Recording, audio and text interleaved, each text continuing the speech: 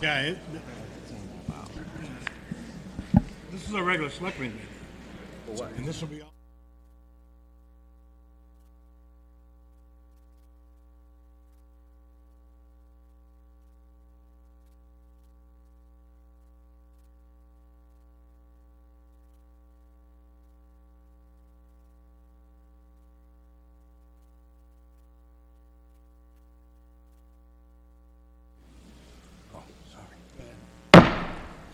Good evening, everybody, and welcome to the special Board of Selectmen's meeting for February 15th. Can you hear me? Can everybody hear me? How about now? Okay. Good evening, and welcome to the Board of Selectmen's meeting for the 15th of February. As promised, we are going to have one thing on the agenda and one thing only. And that is a presentation by the University of Northeastern University on their expansion plan. I'd like everybody to stand for the Pledge of Allegiance, please.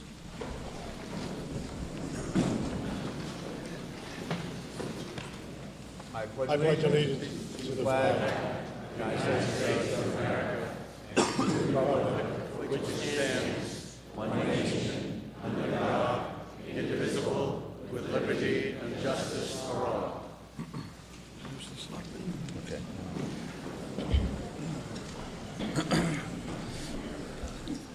I would also like to take this time to have a moment of silence for the victims in Parkland, Florida. It was a horrific thing to happen there, and our prayers and hopes are with them. So please take a moment of silence.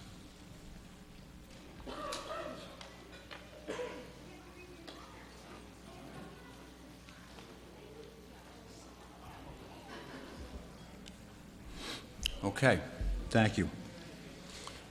So as we discussed, this is a presentation of Northeastern's expansion plans at the East Point Nahant site.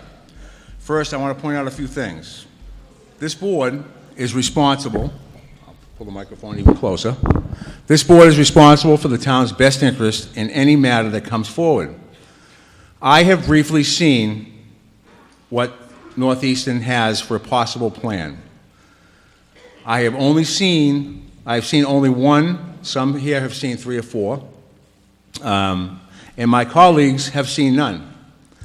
You all must realize if the board went to any of these small meetings, it would have been an open meeting violation. We couldn't do it unless it was posted. So, because we're elected, we couldn't do that, all right? At the time I saw the conceptual plan, I stated to the university's representatives that any plan must be and should be presented at a public meeting held by the Board of Selectmen so the entire town can see it. So that's why we call this meeting this evening. After the presentation by the university, the board will discuss questions we may have, and after that, we have discussed and talked through our questions. I'm going to open it up to the public for public comment and questions. All participants should go through the chair, which is me, and I'm going to ask you to come to the microphone up here so everybody can hear and state your name and your address.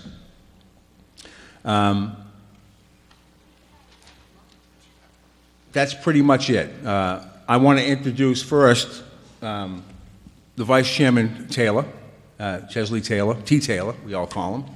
And Richie Lombard, the longest-serving selectman in the town of Nahant. Attorney Dan Scripp, he's our attorney. And Jeff Shelgren, our town administrator.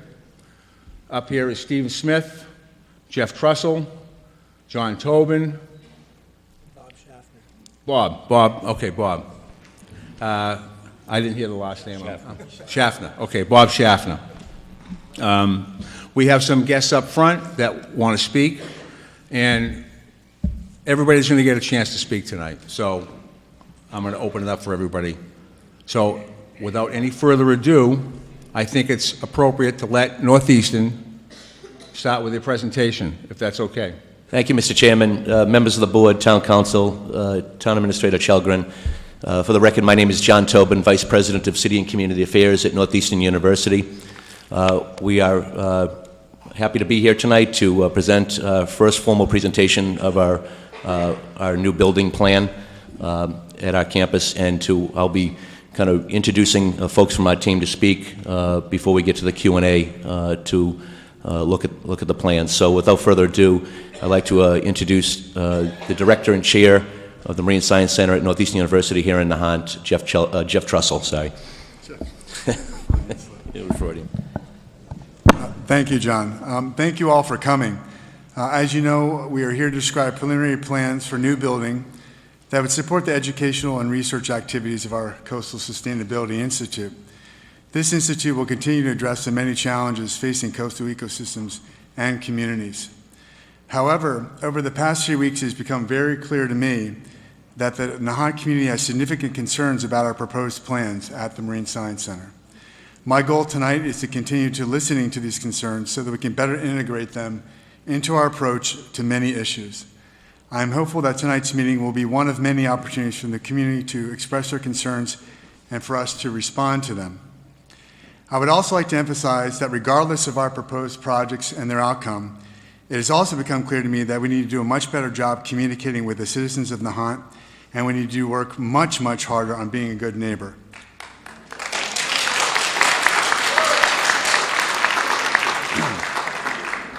You have my promise that moving forward, we and I will work earnestly on these issues. Finally, I just wanted to update folks on the seawater intake project, because that has been a source of significant concern in the community. We continue to work directly with permitting agencies on this issue, as I know folks who are in the community have concerns with the project have also been doing. And the resubmission of a significantly revised ENF will likely happen no sooner than mid-March. We have heard the community's concerns about this project and are working hard to find solutions, including installing a lobster hatchery at the Marine Science Center to supplement the local population. When we are ready to resubmit the ENF, I will personally notify, you have my commitment on this, I will personally notify the town leadership. I will post on town's Facebook page, as well as the Marine Science Center's Facebook page, as to when that ENF is going to be submitted. I will then also do the same when MEPA, the Mass Environmental Protection Agency, announces the day and time of their site visit for the revised ENF. So thank you very much for taking the time for us to be here. I am shocked and in some ways very sorry to cause such consternation in the community, but I'm hoping that this dialogue and others moving forward can help us find a good place for everyone involved. At this point, I'd like to turn it over to Bob Schaffner, who will describe the plan.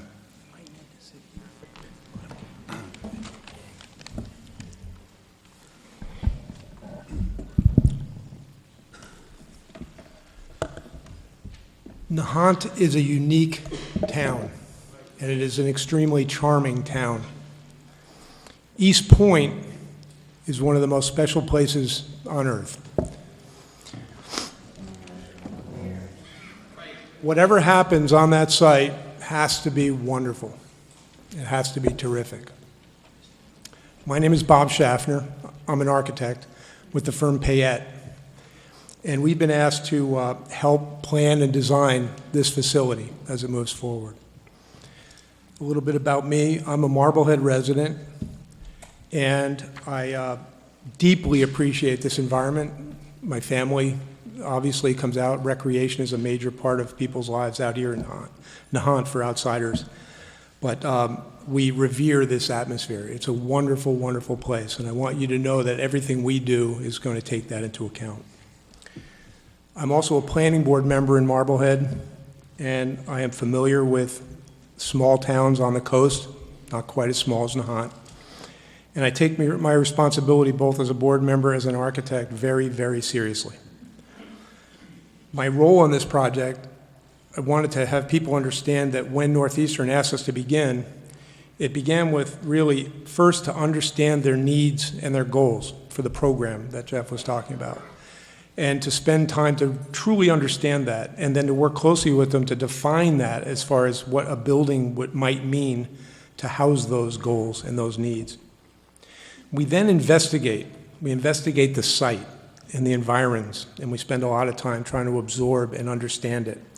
And that comes into very particular things, like when we investigate topography and things like that. People have seen disruption on the site. That was investigatory to try to understand the nature of some of the left-behind facilities, the concrete quality of some of the bunkers, things like that. So that's what that's about, is try to learn more and more and to understand some of the regulations, the requirements. It takes a while to do that. Important that I wanted to just show that, the site sits in a really sensitive spot between a neighborhood, very highly residential area, and Lodge Park, which is that remarkable spot way out on the point. And we recognize that. And our goal is, in any case, is to do as least, affect the landscape the least as possible. So a light footprint.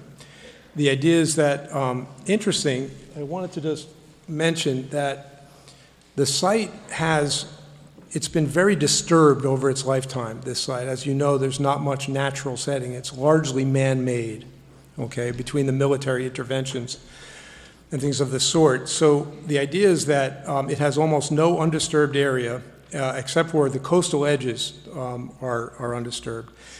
There also, you'd be surprised, there's not much buildable area out there, because other than on top of bunkers, which some of them are small bunkers, and then there's the one large bunker, there's the floodplain in the middle. And what you see in blue on the slide is the FEMA area for flood-prone area.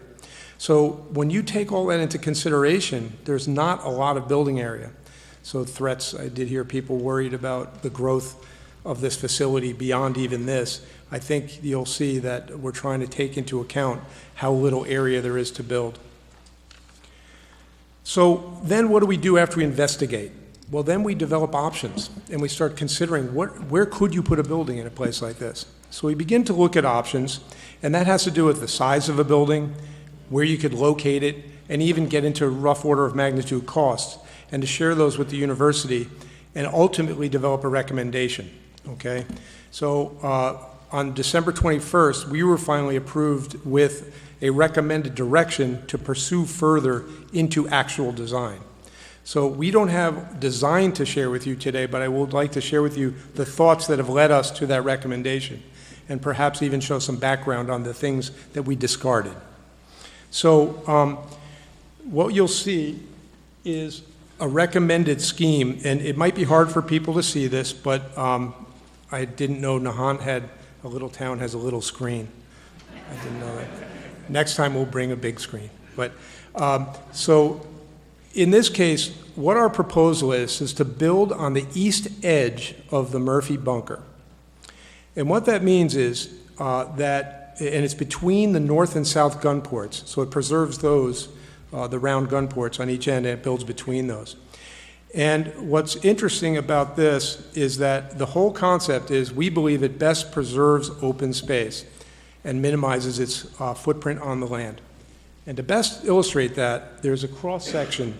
So this is a cross-section through pretty close to the middle of Murphy Bunker.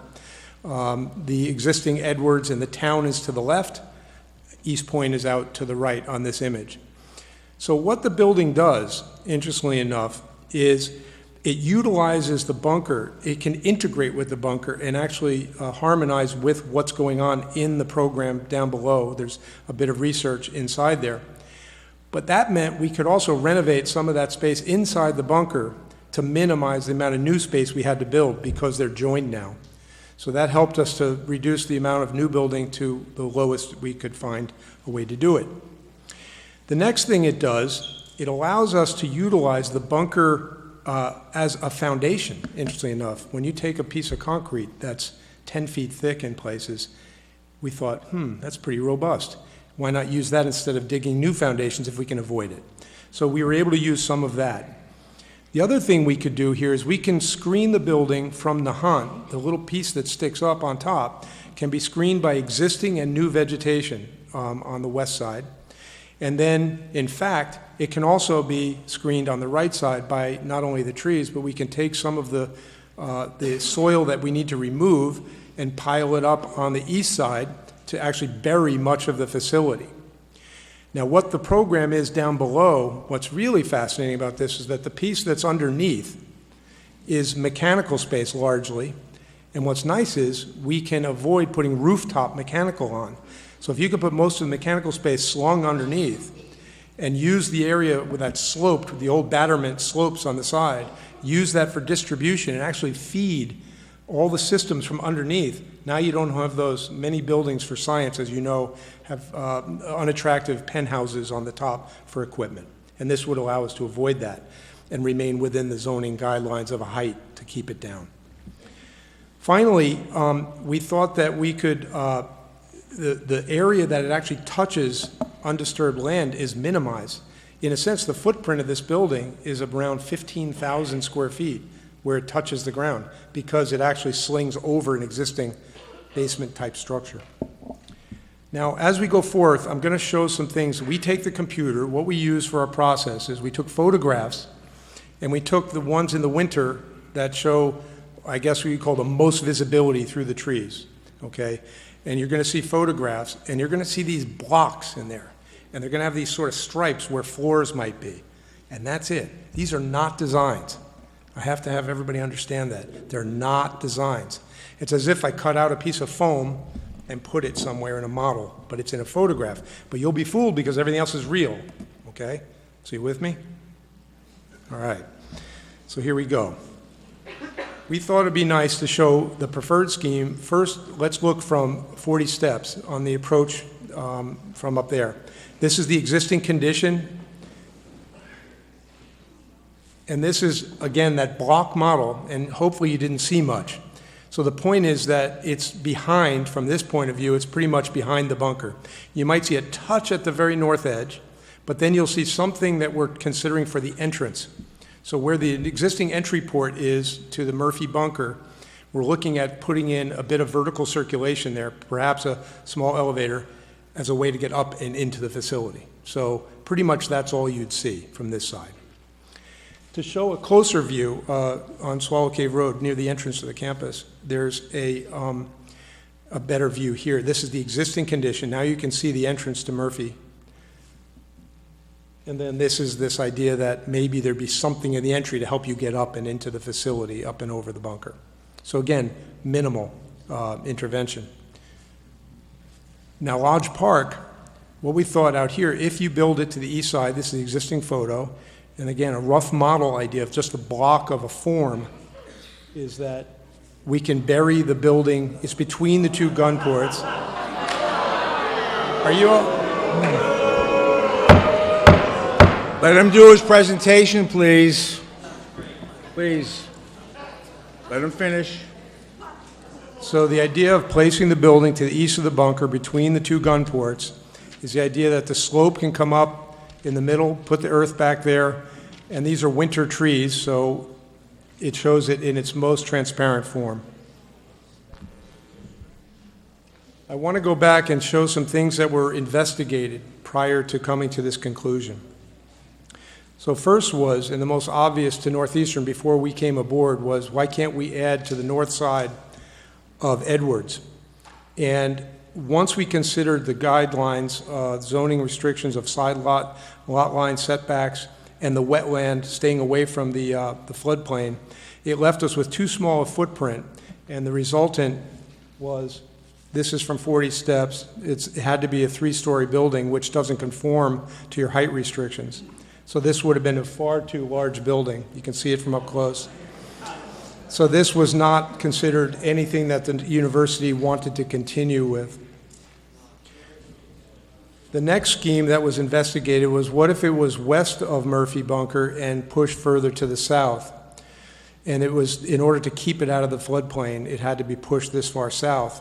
The problem with this scheme was that it required a taking over of the easement that is the actual access up to Lodge Park, and didn't seem like it would go anywhere. So this one died quickly, but the way this looks, again, it also had a very big presence towards the town that we thought would be best avoided.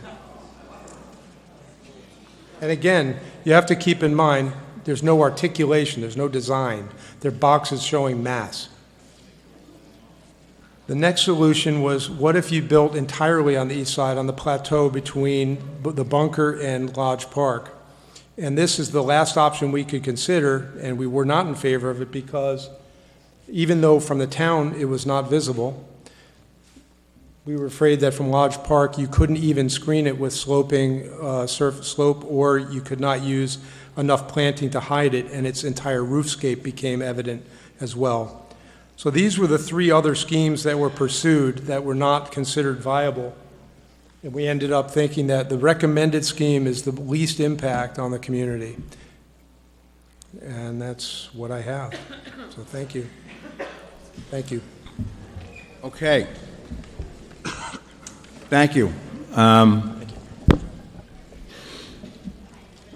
Gentlemen, I've listened to the folks in town, and I firmly believe that this is not a good, it's not a good thing for the town. So I'm going to entertain a motion, because this has really literally been driven into the town since December 21st, that when and if Northeastern submits a permit application, that the town's Board of Selectmen will consider petitioning the land court for an injunction to stop any permit issues. So moved.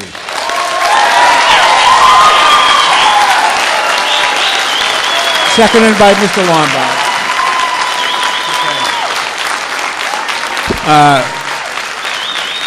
So the motion's been made, it's been seconded for discussion. Any discussion, gentlemen? T? No. Richie?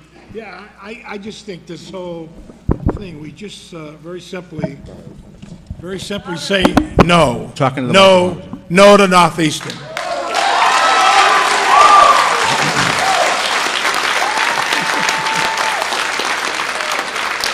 The town manager and I had a meeting with them over a year ago, and they promised, they said, once they finish the impact of the beach, there'd be no more projects. This is over a year ago. And then all of a sudden, we got a $30 million project sitting up here and having hearings, and the board had no idea that it was being held, and all of a sudden, we've got problems. Well, very simple, Mr. Northeastern, you know, this construction, this expansion should stop now. This is it.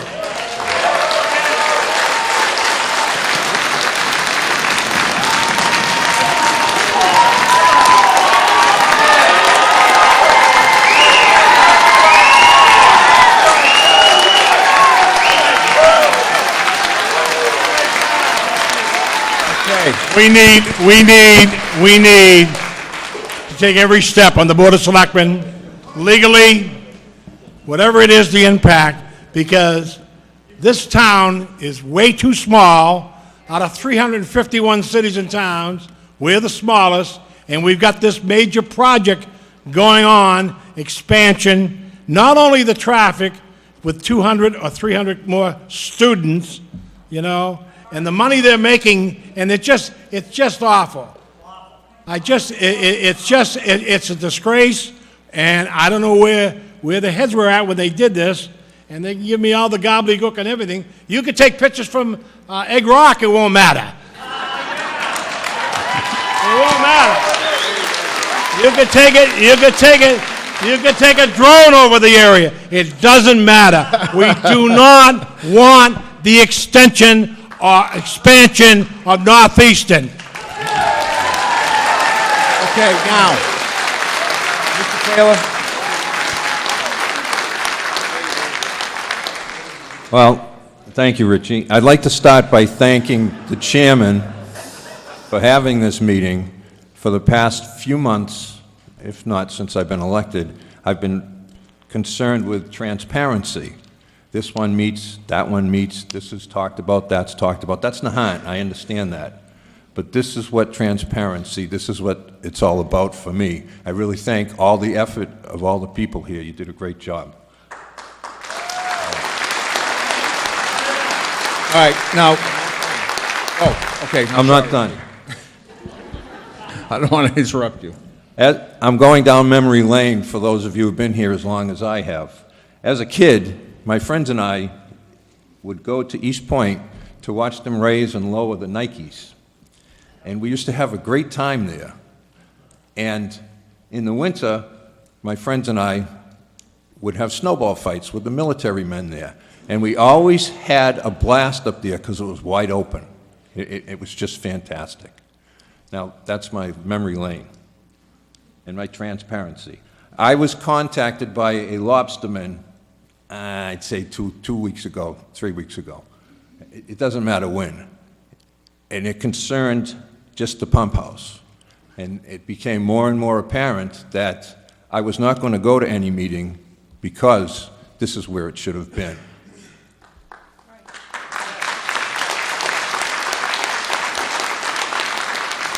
Now, I have grave concerns with infrastructure, but you people have more concerns when you speak, so I'm not going to tell you all my concerns. But I'm really worried about the infrastructure. This is a nice, quiet town.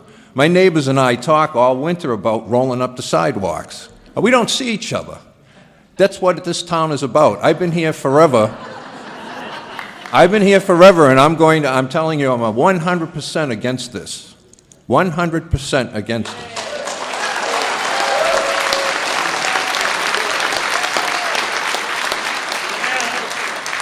And I believe we should have, this is the beginning as far as I'm concerned, of probably a long legal battle. But I say we do the battle.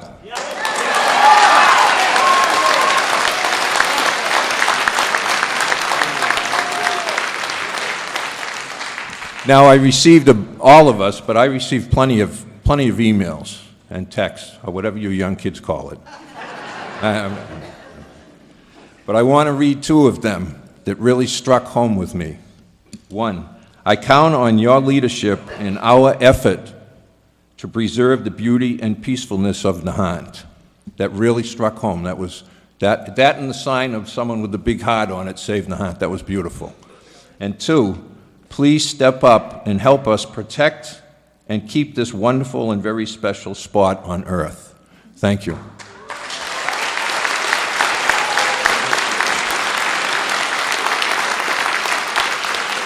Okay. Mostly my reasons for the injunction would be, we don't know, they don't know, and we don't know where the easements are. They're referenced. No one can tell us where they are. They're not clearly defined. We haven't found a letter of intent from the government. That has yet to be found, what the intent was from Henry Cabot Lodge. Deeds that have restrictions are not clearly defined. Until the town can do a clear title search and survey and reference all these documents, it's my recommendation that we do immediately consider the court injunction and that we go forward with that. And I'm going to read something too, and this is back in, and I promised the town clerk I wouldn't ruin her books, because I'll be in a lot of trouble. All right. Last year, this is from 1964, okay? Last year, the town decided not to appropriate money for the purpose of acquiring the property from the federal government. The commission feels, however, and this is from the Conservation Commission, by the way, the commission feels that at least it would be desirable to acquire for the townspeople, if possible, without expenditure of money, the right to walk along a scenic pathway which would follow as much of the shoreline as included in this property. So what they're saying is, the town wanted to be able to walk around that whole area with no problem. I lost my place. Whether or not this will be possible depends not only on the desires of the town, but also on the willingness of the government to grant a revocable license or easement for this purpose. We have been negotiating both with officials of the General Service Administration, GSA, and the U.S. Navy.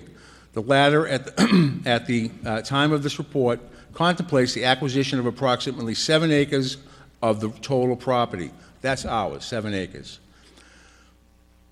We don't have that. Nobody has that determination. It stops there. And we don't know what happened after that. Did the government, these are all things that have to be answered before we allow anybody to build up there or do anything up there, and quite frankly, they shouldn't be building up there. They've got enough. End of story. The motion stands on the table. All those in favor signify by saying aye. Aye. The motion carries. I'd like to have one more thing. I'd like to have everyone in the audience that's against this project stand.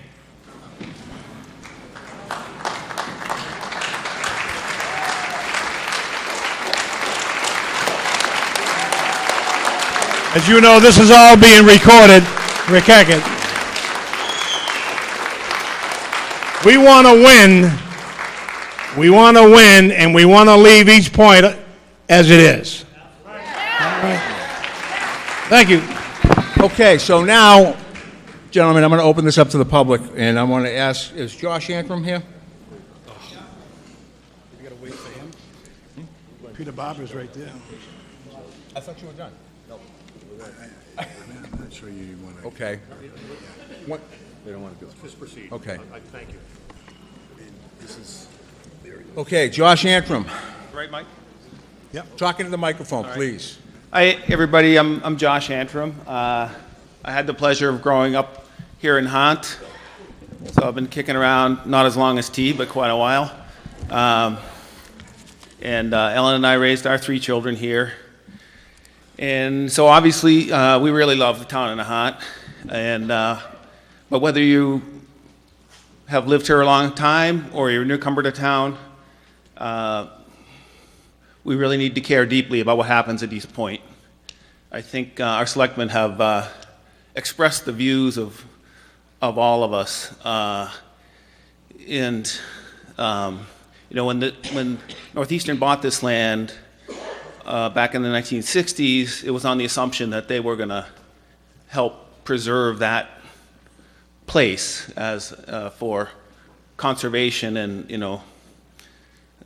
good intentions. And for that worked for many years. For a long time it was a small lab with a handful of dedicated scientists doing really interesting work. But I love the science. It's great stuff. But this is not about that. This is about building a building that's way out of scale with the town, way out of scale with the place. It just doesn't belong there. I think all of us that have been up to Lodge Park know what a beautiful place that is. We go up there and get our spirits rejuvenated, and whether it's freezing cold and howling wind or a beautiful summer day, it's just a great place to be. The houses are all far enough away, and Boston's in the distance, and everything's far enough away that you feel like you're really in a wild place.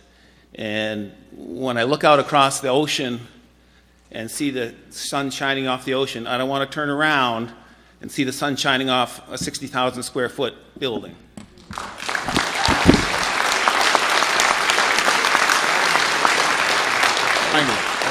I think it's really important to remember too that what we were just shown is the box, right? And with that box goes about 2 acres of parking lot and road and lights and all the rest of it. So that's by far the best case scenario, what we're being shown. So we got to remember that too. But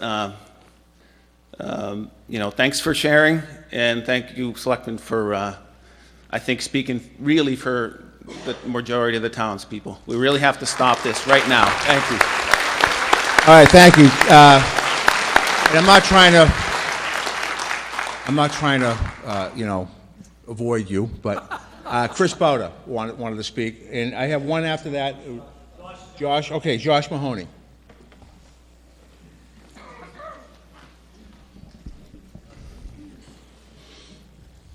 Thanks, everyone, for showing up tonight.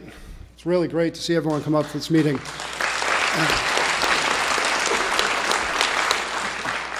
Thank Jeff Tressel, Jeff Chalgren, and the Board of Selectmen for having it also. I wrote this, they got up and talked about this building, but building's just part of it. There's a whole other aspect to this expansion they're talking about. It's the seawater that they want to use. The seawater that flows around Nahant. Up until 2012, Northeastern University's Marine Science Center pumped 15,000 gallons an hour, totaling 360,000 gallons a day. In 2012, they upgraded their system and doubled their pumping capacity, enabling them to pump 30,000 gallons an hour, or 720,000 gallons a day. At their meeting at Northeastern University on February 8th, Marine Science Center Director Jeff Tressel admitted to running both 6-inch pipes at once. In theory, this gives them the potential to be pumping as much as 1.4 million gallons a day. The threshold for a NIPD's permit is only 1 million gallons a day. This dramatic increase should have required them to apply for a National Pollution Discharge Elimination System permit, a NIPD's permit. Mysteriously, this fell through the cracks. To add perspective to these numbers, the New England Aquarium uses 1,250 gallons an hour and 30,000 gallons a day. They're using 30,000 gallons an hour right now. The New England Aquarium was required to apply and receive for a NIPD's permit.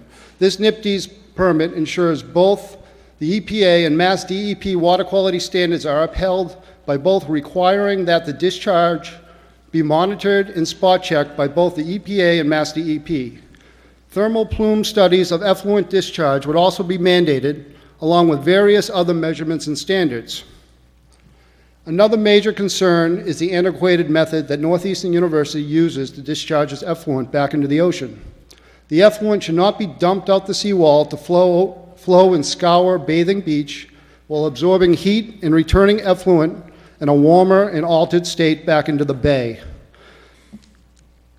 The ecologically appropriate method would have a discharge pipe extend into the ocean with a way to diffuse the effluent back into the ocean water to ensure proper mixing and dispersal.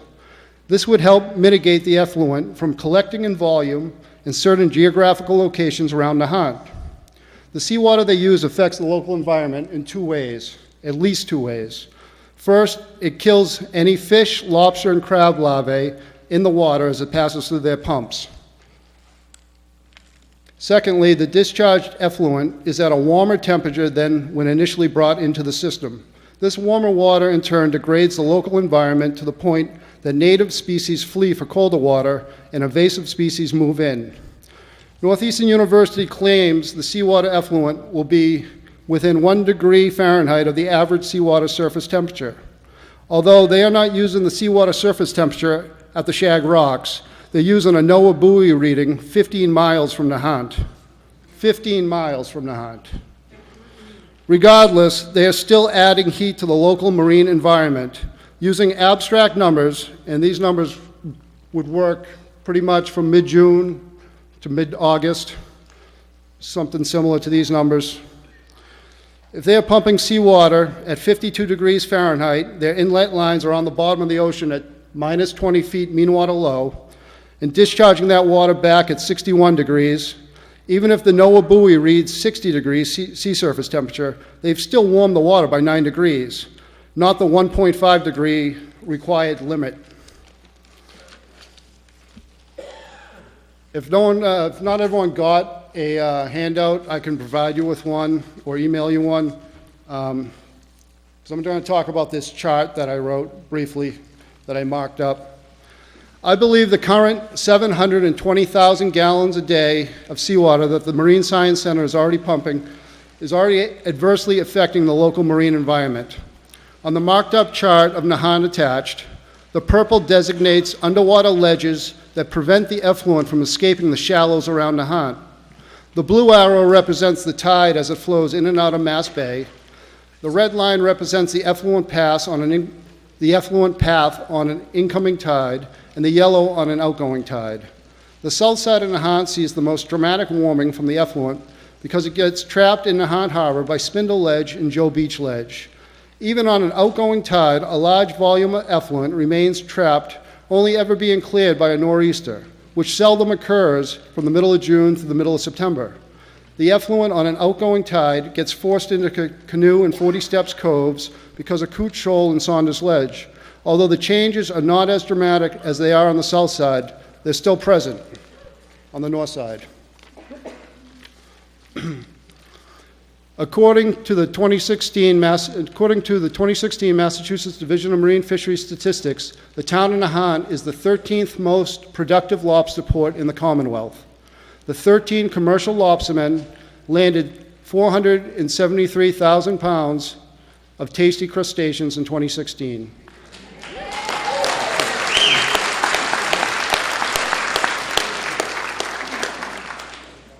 The ex-vessel value of Nahant's 2016 lobster landings were $2.2 million. This money extrapolated out into the local economy of the Commonwealth has a multiplying effect of $8.7 million. This is all predicated on a healthy marine environment.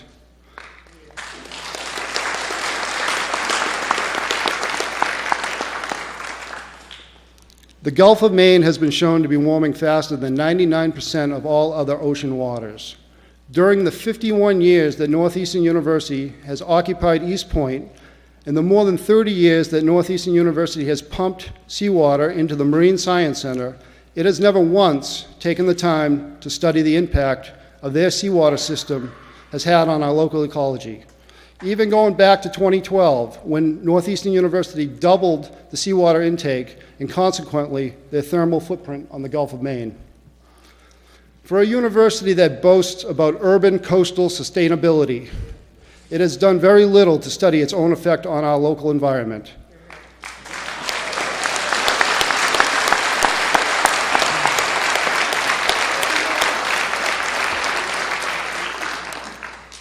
As a university that aspires to be a leader in marine science, it should and needs to be held to a higher moral and ethical standard. That standard begins with a comprehensive, long-term study of the ocean water, the currents, and the ecology in which they want to draw seawater from and discharge back into. A helpful analogy to visualize the impact of their effluent on the local marine environment is to picture a huge garden representing the water around Nahant. The soil in our garden is excellent. Now, every day, Northeastern University enters our garden and takes a shovelful, or 720,000 shovelfuls, of our excellent soil and replaces it with poor soil. Over time, our garden will become less productive. Of course, plants will still grow, but not the crops we want or need. It's my belief that before any seawater pumping increases are allowed, the current pumping capacity needs to be studied. The primary goal of the scientific study should determine the maximum sustainable water consumption the local environment can safely absorb. I believe if this problem is honestly studied, the results will demonstrate that the original capacity of 360,000 gallons a day is more realistic than the current 720,000 gallons. Further expansion should never be considered without a long-term, in-depth study by an independent agency.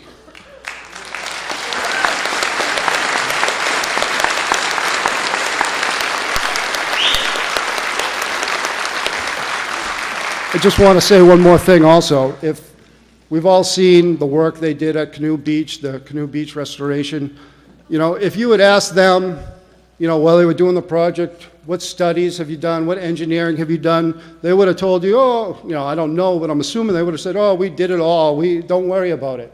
And we all saw how that turned out. One northeaster later, the beach is gone. And now they want to do this seawater system without having any studies. They've been pumping water for over 30 years. They've done nothing. The original pipes are still left on the beach. They didn't even have the decency to take them out of the way, to get rid of them. And they say, trust us with our environment. Trust us with the water that you let your kids swim in. It's all good, don't worry about it. So I just think a lot more needs to be looked into this. We need to hold them to that higher standard. Thank you very much.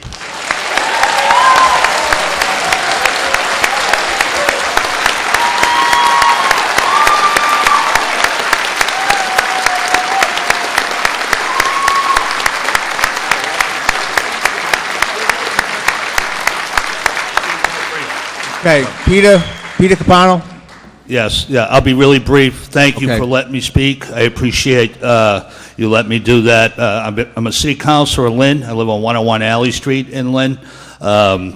I know how tough your job is, and it's a tough job, and you wouldn't do it if you didn't love the communities you represent. So I had a meeting, a couple of meetings, people I know in Nahant, and a couple of weeks ago, and without repeating what people have already said, one of the suggestions that was made was that that Northeastern could look at moving to Lynn, just right across the way here.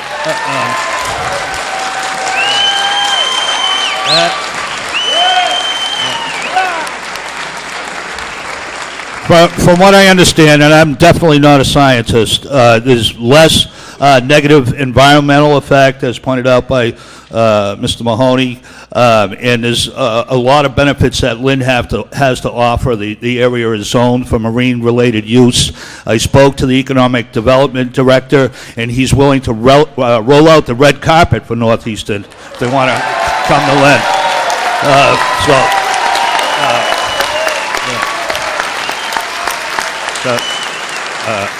So Mr. Cowdell couldn't make it here tonight, but he asked me if we could get a commitment at least to meet with the EDIC and Lynn to talk about the possibility and the feasibility of moving to Marine Boulevard over in Lynn. Thank you. So I'd like to do that.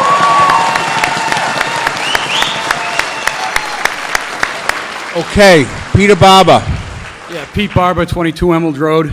I appreciate the fact that Northeastern and the architect went to great lengths to try and conceal the building. I think, let me finish, please. I think that probably not enough was done. But the other thing that needs to be looked at is not just the impact of the building in town, but what would this do to the town?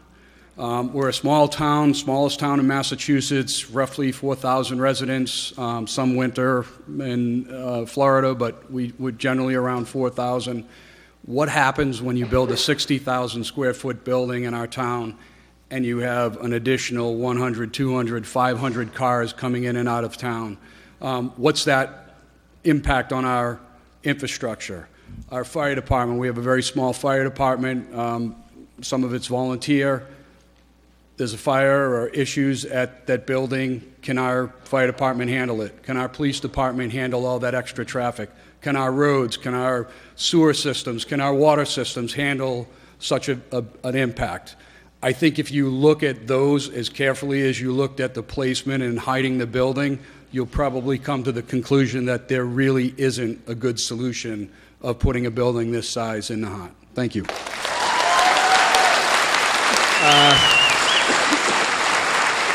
I might add that the Board of Selectmen writes the budget every year, and the police chief has asked for a 12th officer that we can't afford. And I just want to remind everybody, and the Finance Committee has the duty of also saying you can't have it. Times have changed in this country, as we all know, and in the world. And I can tell you that if we have this with 300 additional people, a bigger building and so forth, how are we going to hire? I mean, how is the town going to afford to be able to hire another police officer, more fire personnel? Can you hear me? Yes. More fire personnel. It's just not feasible for us. We're also having an issue with the roadway going up 40 steps, the 40 step revetment, and that's under litigation right now. And we really can't afford to have that collapse. DEP's arguing with us. We have a great environmental attorney working with us. And what you don't know is if that roadway gives way, we lose gas, electricity, the infrastructure just collapses. I don't know what their reasoning is. They call it beach nourishment. That would be really a big beach nourishment if that road collapses. Trust me. I pity the poor people that are down there at 40 steps going to the beach when it does. So we just can't afford to have this happen. We need to work as a community to take care of this.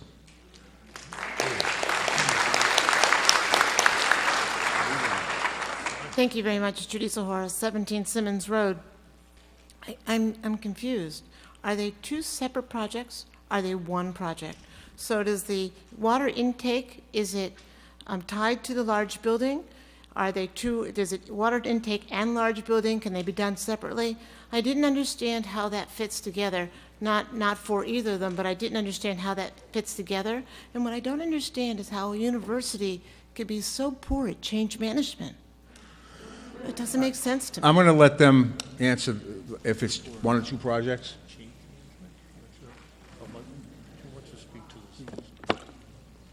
Gentlemen?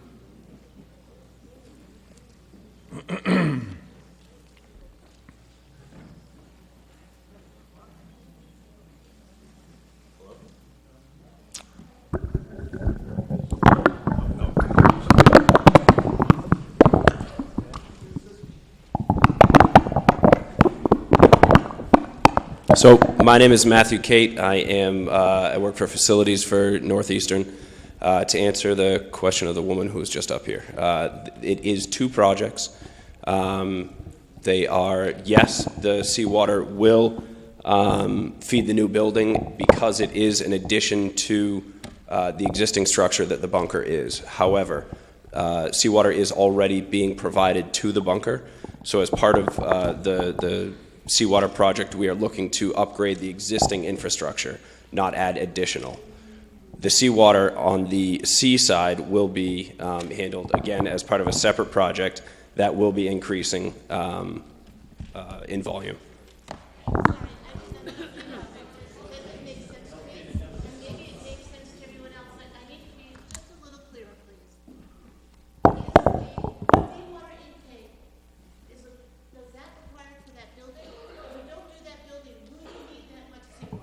Yes. The existing...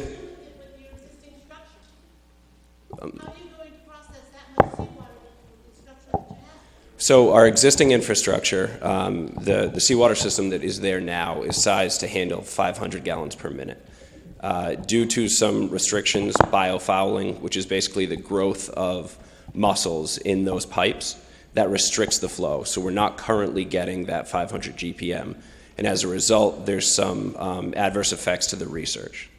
So what our current projections show for the research that occurs today, we actually need about 1,500 GPM. And I can let Jeff talk to that if there's more detail.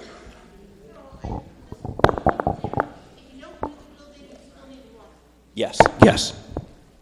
It's the building that they're going to put up, from what I understand, is a dry building. You're not going to have water going into that building. Correct. No seawater goes into that building. So, in other words, it's two separate projects. That's what he's trying. That's right. They still want to do the seawater project.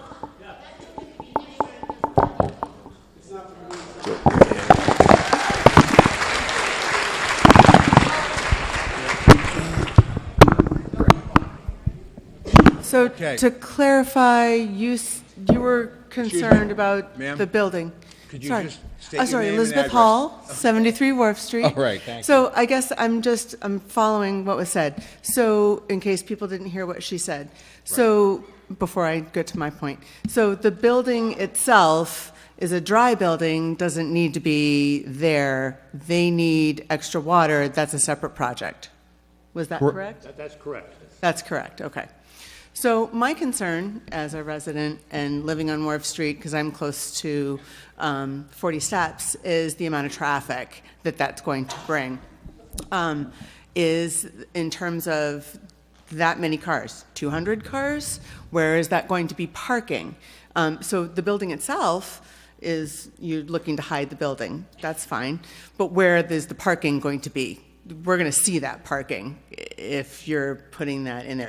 Are you putting the parking underground, or is it going to be on the road? We already restrict people parking in Nahant, so adding an additional 200, 300 cars to Nahant, what the heck? That's going to affect our breathing quality, not just the location. That's just too many cars. We already restrict parking here in town. I'm concerned with that amount of cars and parking, where the heck it's going to be. Taylor. Mr. Taylor was, 1 minute, Jim. Just to follow up 1 minute. on what Peter Barber had said, the police, the fire, the DPW, extra people potentially, the infrastructure that Enzo talked about, more and more and more money from a university that doesn't pay taxes.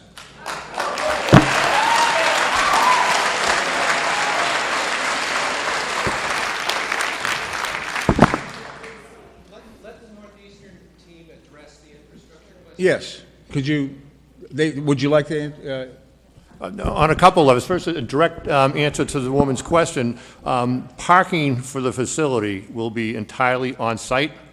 It will be in compliance with the bylaw requirements for the town of Nahant. I'll repeat and just emphasize, this project is in its infancy. What you're seeing are very preliminary plans. As the plans get developed further, issues as to the amount and the location of parking and the surface treatment for parking will be addressed. I'm sitting here as a Nahant resident, as an attorney who's working with... Please, let him speak. Who is working with Northeastern in an effort to not only deal with local permanent issues, but also to deal with identifying, addressing what I would recognize to be local issues and what we're hearing as local issues. I'm here with a pad of paper, a lawyer's pad of paper, writing down the things that I hear are being of concerns. So as the project moves forward through various stages, we can begin to address those issues. So issues about infrastructure needs, whether they be water issues, whether they be drainage issues, whether they be sewage issues, those have to be quantified. We've been provided just recently with information from the town as what currently exists. We need to look at that in conjunction with what the demands of the facility to make sure whether the systems are adequate, and if they're not, what's going to be necessary to upgrade them so they will be. Okay, thank you. First, you have to understand that I had asked for a period of time where we could sit down with them. This has been thrown at us December 21st, and I can tell you, this just didn't happen December 21st. This has been going on for a while, and I think honesty is always the best policy, and I just don't think, I think there's holes everywhere, and it's just not sitting well with me, and I can tell you that. And that's the reason why I had stated, made that motion before. We need to absolutely sit down and look at our deed. We have a deed. They have a deed. We need to look at this stuff. We just cannot bypass it. You don't know where they're going to put the building. We don't know what's going to happen. They want to just get this going by the springtime, and that's absolutely ridiculous. So that's pretty much all I have to say. I think it's just rushing it. I think that the injunction is going to have to work in our favor, and we're going to have to move forward. Mr. Walsh. Good. So, my name is Jim Walsh, 33 High Street, Nahant. Yesterday, the Lynn item let me write 1,000 words about this project. I'm now going to recite the whole thing. You don't mind, do you? No, all right. But here's one of the reasons that I wrote it. If you have a project that is needed, then it needs to be done. So let's go back to 1941. There was a World War. So we needed to protect Boston Harbor. So within a period of 8 or 9 months, they built an incredible defensive system down at East Point. In the 1960s, there was a Cold War going on. There was fear of the Soviet Union. Therefore, at East Point, we had a Nike missile base because there was no alternative. But here, for this project, there's an alternative. And it's an alternative, I believe, Jeff, that will fulfill your dreams for science, for progress, for all the things that you and your colleagues want to do.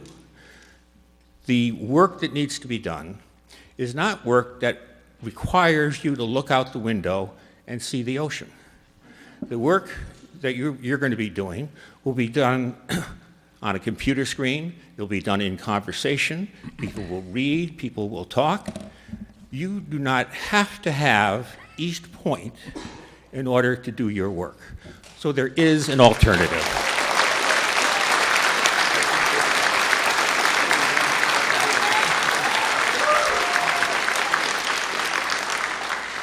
So the people of Nahant are not anti-science. They're not against learning. They're not against the university.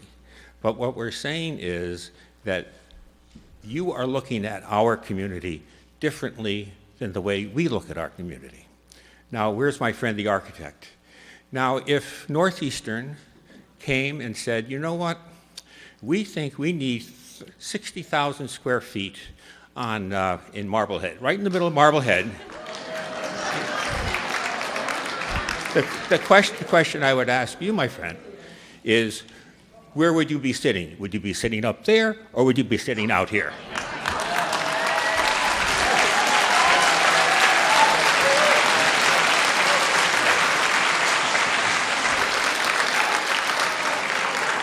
So I guess one of the reasons I wrote that article yesterday was out of respect for Jeff's dream, but I hope you will respect our dream and our community as well. That's all. Okay. One last point. Okay, Jim. One last point. If I can remember it. All right. Genzo, you're going to interrupt me? Go ahead. It wouldn't be the first time. Were you going to say something? No. Oh, I'm sorry. Okay. Well, of course. I mean, that's the alternative. We have the alternative. Mr. Capano is here. I talked to the head of the EDIC in Lynn. I talked to our state representative. I talked to our state senator. I talked to everybody. And all of them say, yes, let's go to Lynn. Come on over.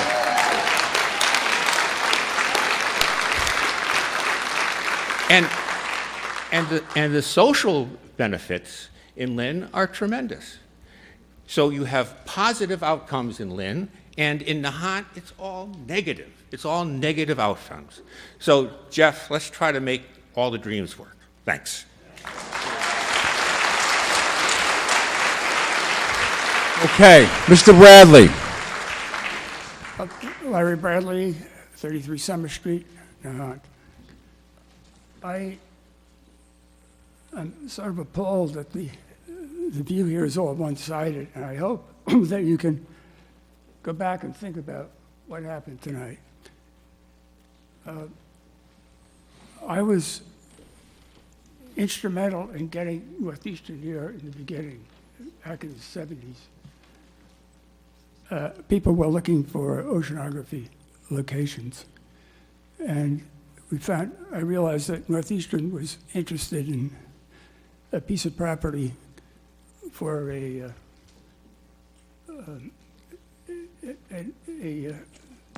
oceanography facility. And they had just lost out on a bid for the South Shore.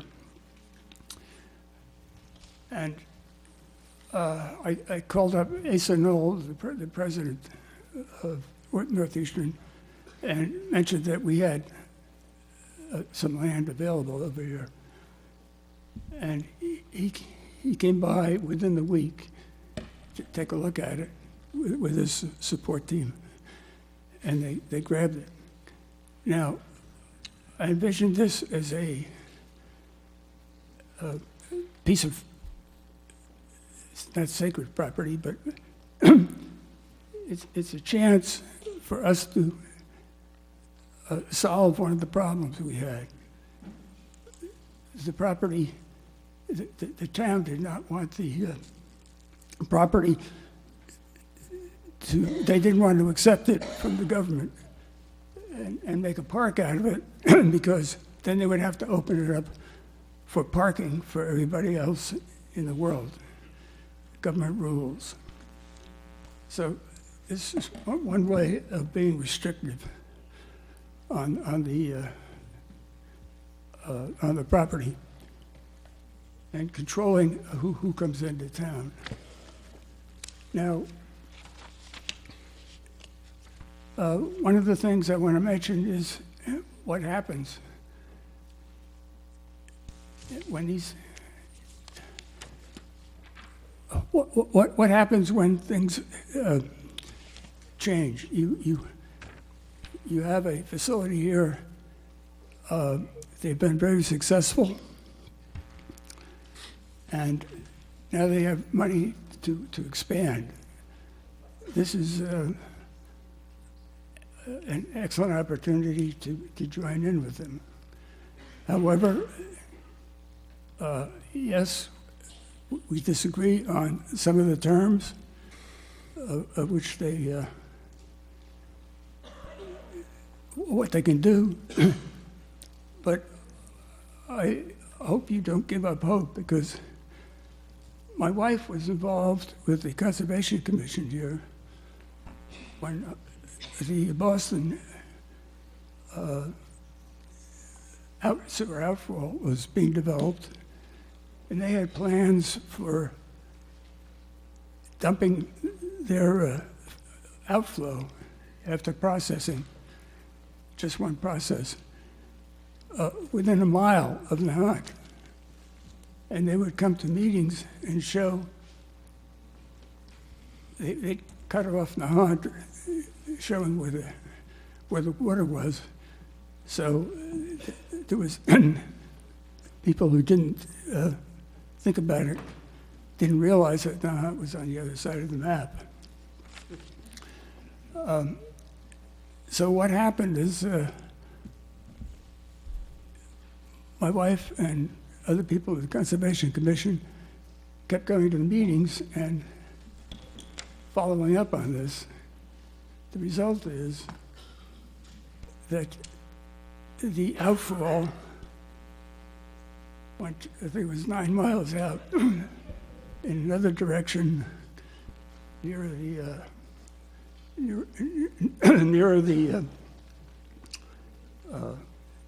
steeper drop-off of the land, and they ended up having to use secondary treatment in addition to primary treatment. So it's a case where something that very difficult for Nahant, and I realize it would have been a mess, but they were able to come to agreements. Boston worked out another facility. And I think we ought to go back and give give Northeastern a chance to take another look at this and come back with another proposal and work with them. They'll work with us, we'll work with them. So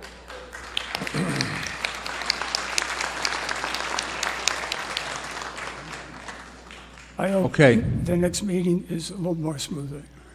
Thank you, Mr. Bradley. I want to point out, Mr. Bradley is the husband of Polly Bradley, who started SWIM. And if it wasn't for her, there would be, let me tell you, she's a wonderful woman, smart woman, did a lot for Nahant. Her successor, we have her successor here tonight, Vi Paddock. And also we have, I forgot to mention that Linda Pivacek is here, and I just want to let you know that there are some endangered birds up in that area. It's an important bird area. If Linda wants to get up and talk later on, that's fine. I'm not, I don't know much about birds. I like to look at them, but they're the experts, not me. So, and I'm going to go to the next B. Rogers. B. Rogers, 44 Pearl Road.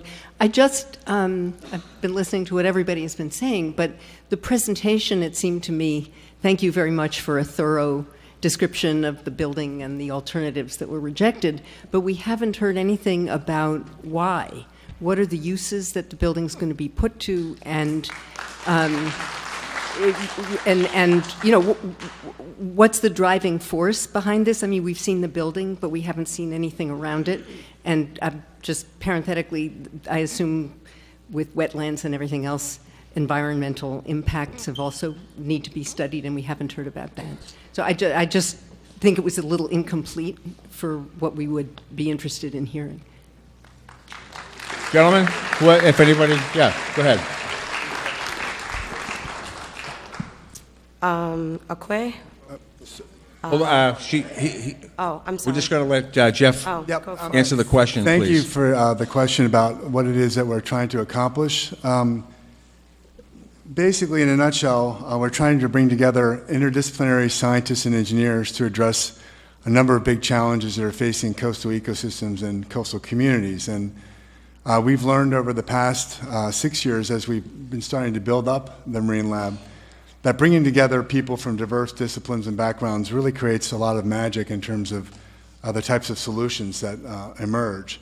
And so the building is really purpose, it has a couple of main focuses. One is graduate education, so the training of the next generation of scientists, primarily the doctoral level and the postdoctoral level. And then also using experience-based research experiences to enhance the educational experience of those people. The Institute itself is focusing on a number of key issues. The three core themes are climate change science, security and sustainability of coastal resources, and environmental sensing. And so we are trying to bring together a diverse group of experts to address those challenges. Thank you. Okay. Ma'am? Okay. Make sure you state your name, please. Yeah, Akwe. My name is Sheena Lee, and I'm a recent resident, 57 Lenox Road. And this is my first meeting, so thanks for having me.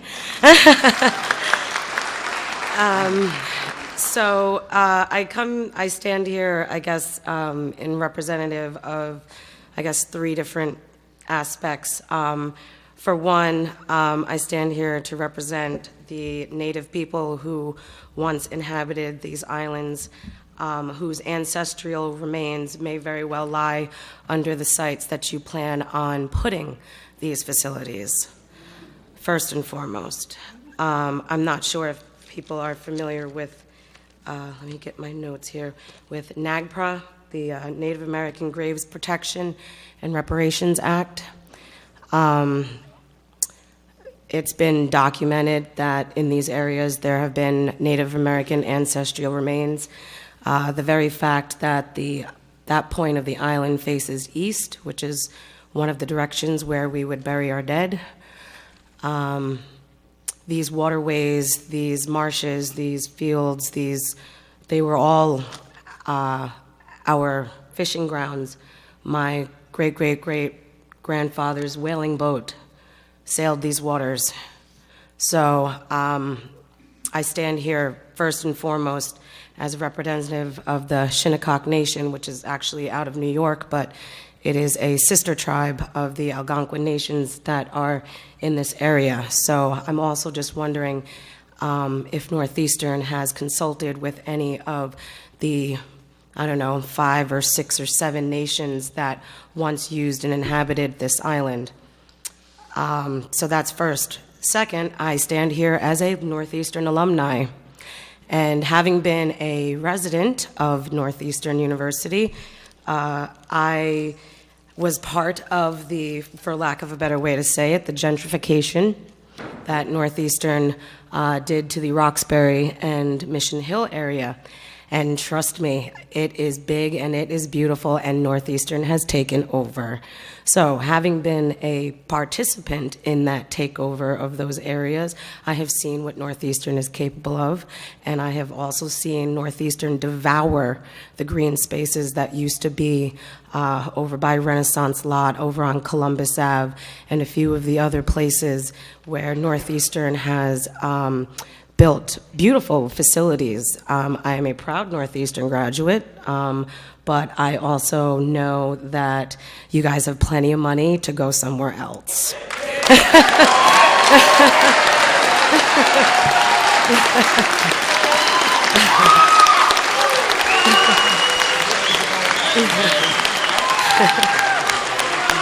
Okay, thank you.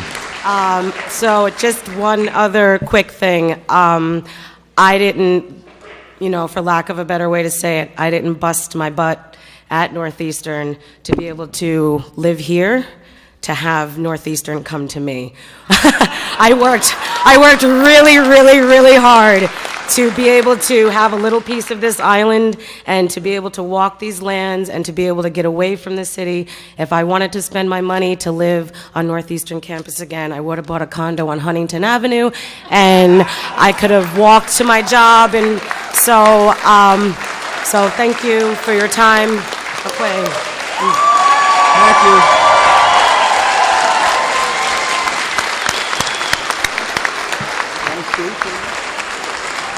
Christian? Say a few words?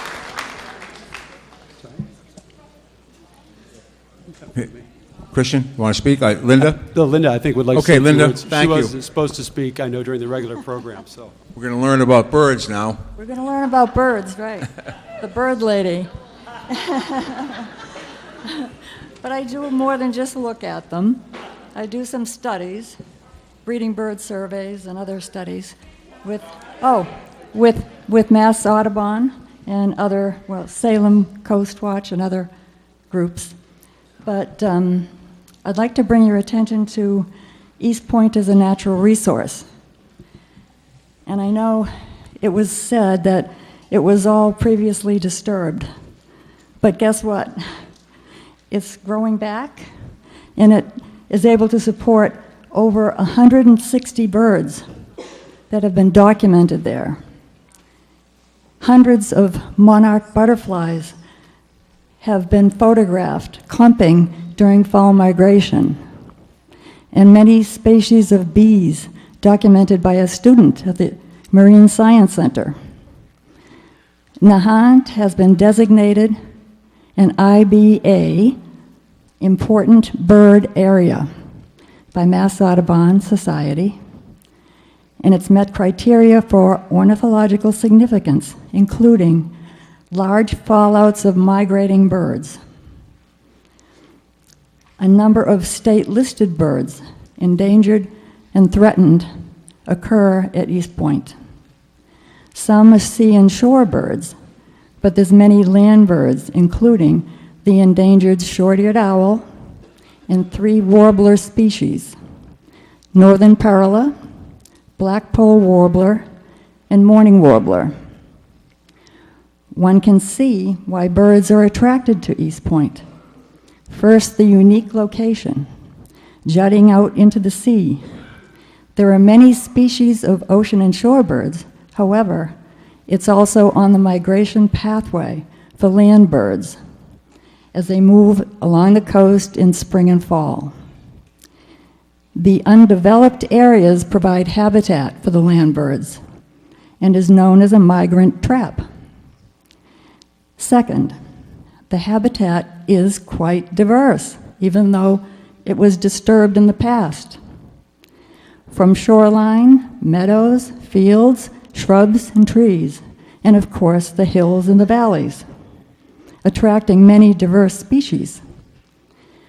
Third, another significant feature is the valley beside Lodge Park, which is currently very peaceful and undisturbed, and allowing the birds to feed and nest successfully.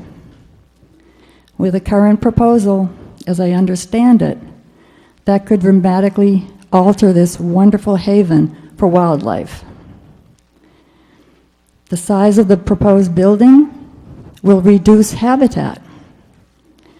Automobile and foot traffic will disrupt the present peaceful environment. And I'm not sure how tall the building is above the level of the ground, but if there are lights on at night, that could be a potential threat. Anyway, all things I hope will be considered. Thank you. Okay, Linda, thank you. I just want to add that people might forget we have certain zoning in Nahant, and that is zoned as a natural resource area, and it should stay that way.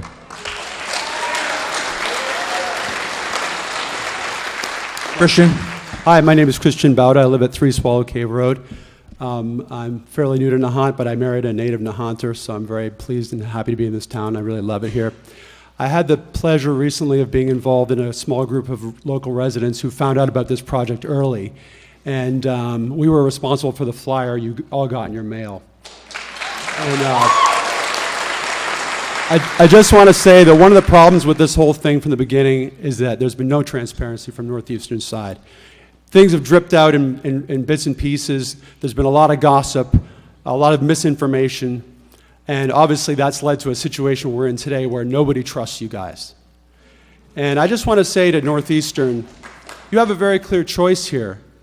You've got a choice between pursuing this very palatable option that's being presented from the City of Lynn or going up against us. And I just want to say, speaking for my fellow residents who are on a task force to oppose you, is we are damn determined to oppose you.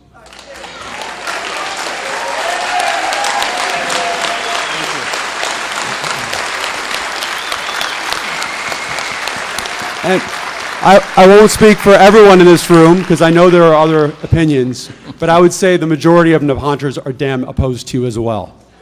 So let's make this easy. Make it easy on us and easy on you, because we're going to make it ugly for you guys. I'll tell you right now.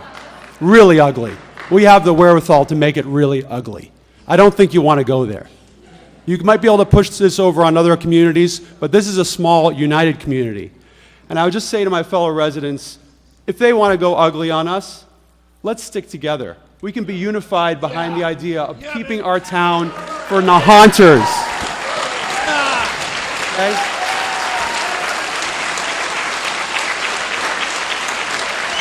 And we came up with a motto for our opposition, and I hope you all embrace it. It's over there: save Nahant, keep it wild. Thank you. Okay, thank you, Christian.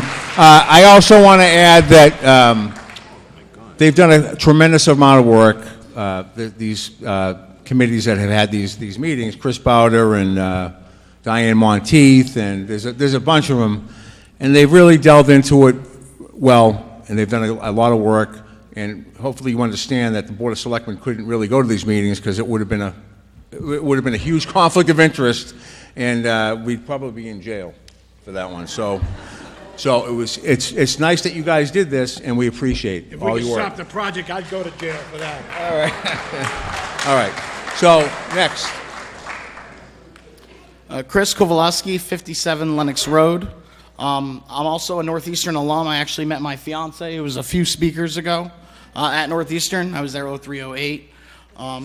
So just a couple points I want to talk on. The great education I received at Northeastern got me a great job. I'm currently a health physicist for an environmental decommissioning firm.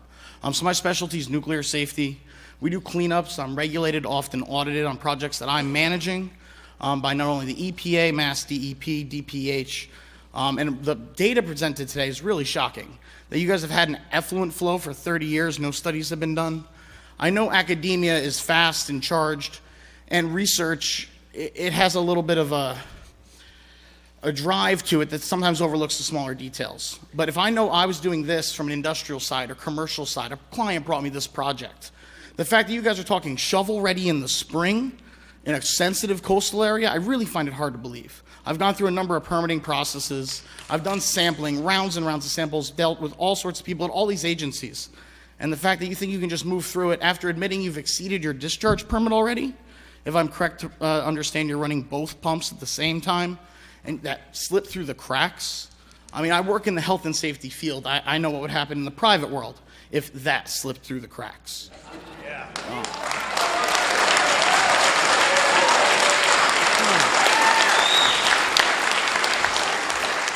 And now the second thing I want to talk about is maybe not the brightest of topics, but I was at Northeastern, like I said, 03 to 08. So that means I was there for the shenanigans, we'll call it, in 03, 04, 08. The selectman brought up earlier that we don't have the ability to hire a 12th police officer. And you're talking about bringing in 200, 300, 400, 500 students and professors into this small community, and we don't have 12 police officers. Think about what happened at Fenway Park my freshman year. What would happen if just a small fraction of those came out here? Or were living here, or were working here, and we happen to win the Super Bowl? What then? Let's be honest, look around this town. Could it possibly handle that? I was on Huntington Avenue. I have video, 8mm video from way back then. You don't want to see that stuff. I definitely know that I went to Northeastern, busted my rear end, and now I found myself in this beautiful community. And like my fiance said, if I wanted to have that condo in Boston, I'd have it. I didn't. I came out here. You're really rolling this rock uphill, and as you can see by resolve, I think you're going to find it much more difficult than you anticipated. Go Huskies. Thank you. Paulette Marie is next. A couple of facts. Okay. Mr. Chairman, if I could, two things. You did not hear from Northeastern that this is a project that was going forward this spring. That's just not a fact. The project will go forward when the project's ready to go forward, but I don't think under anybody's wildest dreams we anticipate a spring 2018 start. Secondly, the discussion about that 500 students is grossly out of scale with what the student population would be at the facility. Right now, the projected student enrollment would be about 228, I believe is the number. Come on, please let him finish. He's got to finish. Forgive me. Speak. I mean, the total community of students, postdocs, and faculty is would be projected to be 228. That would include 75 PhD students, 20 master's students, a total of 40 faculty and staff, and anywhere from 20 to 30 undergraduates doing internships, principally during the summer. So the projected...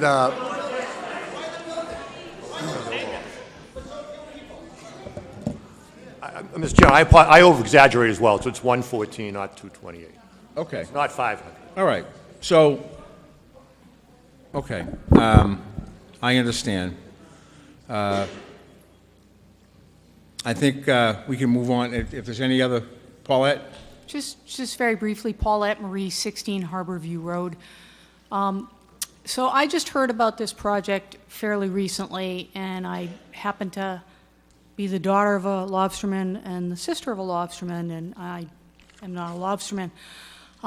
What I am is someone who grew up in town and moved away for a few years and lived on the street adjacent to the University of Connecticut campus. So I have a little bit of familiarity with what it's like to live next to a large educational institution. And there are some benefits and there are some negatives.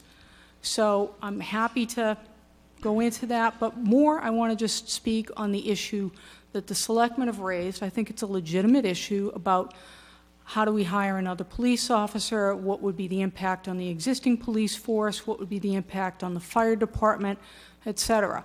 And I'm kind of surprised to hear that the town maybe has never asked in the past for what in Connecticut is referred to as pilot funds, payment in lieu of taxes. And it would seem to me that if the selectmen reconsider perhaps being a little bit less litigious at first and maybe sitting down with the people from Northeastern and some citizens from the community, there might be some option to find some funds to cover the expenses, and there might be some option to right-size the project for both the town and Northeastern, and so I see some things that, because this is such a new development for the town, haven't been addressed. And I hear these concerns about transparency or lack thereof, but we're here now, and frankly, I would rather see Northeastern up at East Point than see that property be sold to, and I'm not saying this to scare people, but to somebody else, to a developer or something like that. So I think there are some positives and negatives with this particular proposal, and I heard a lot of the negatives, but I'd like to see maybe the town and the university and the citizens come together and give that a shot before we start looking at other options. So, thank you. Mr. Lombard. Paulette, I want to answer your question. I found out about the pilot program about 3 years ago. I asked Northeastern for some scholarships and some money for Johnson School. They gave me one scholarship, and when I said scholarship, I figured the cost of going to Northeastern is $65,000, basically, plus or minus. That's the basic tuition. They gave me a half scholarship, which was $30,000. And then they gave $25,000 to the Johnson School, which they can originally write off. I put pressure on, they gave me the second scholarship. Now, they took responsibility of this facility in 1966. They paid $87,000. And they have not given us zero for almost 5 decades. Not a dime. Not to buy a fire truck, police car, a building, nothing. We had to go to them instead of them coming to us and saying, listen, we'd like to help out here. You know, but they haven't. It's always been, and on this project here, it's like we don't know the score. I don't know all the numbers. You know, what's the size of this building? What's the height of the building? It's like bits and pieces. It's like pulling. It's very new. I agree with you. It's like totally confusing. And so we need more answers. You're right to be asking let me tell for you, answers. as we look for answers from them, they seem to keep going. They keep going with the process, and all of a sudden, we've got a finished product that we didn't know about. And I'll be honest with you, town manager agreed with me, Jeff. They told us a year ago there'd be no more projects. And then all of a sudden, a month ago, I was away, I came back, and I've got a major $30 million project. And I'm saying, how can that happen? What happened between a year ago and now? And they kind of misled us a little bit. And I'm very, very upset. I can understand that. I'm very upset because on the pilot program, I had a Nahant resident drop the deck off of me. It was like that thick. When I sat in the conference room downstairs, I asked them for some money. Well, we don't really pay cities and towns. Excuse me, what about pilot? By the way, pilot stands for payment in lieu of taxes. And we had the complete deck from Northeastern for that year for all the cities and towns. I had it in my hand. And I'm looking at them, and they're telling me, now it wasn't Jeff or John, it was the other management, and they said, oh, no, really? Here it is right here. I mean, they give the other cities and towns, not scholarships. It was like, hello? They gave more things to the cities and towns where they're teaching, and it was amazing. I just sat there and said, this is unbelievable. And we missed the boat. And I blame myself. We should have asked. You know, I'm not. We should have asked, and we should have received. Yourself, but this is a time to ask. Well, we've been asleep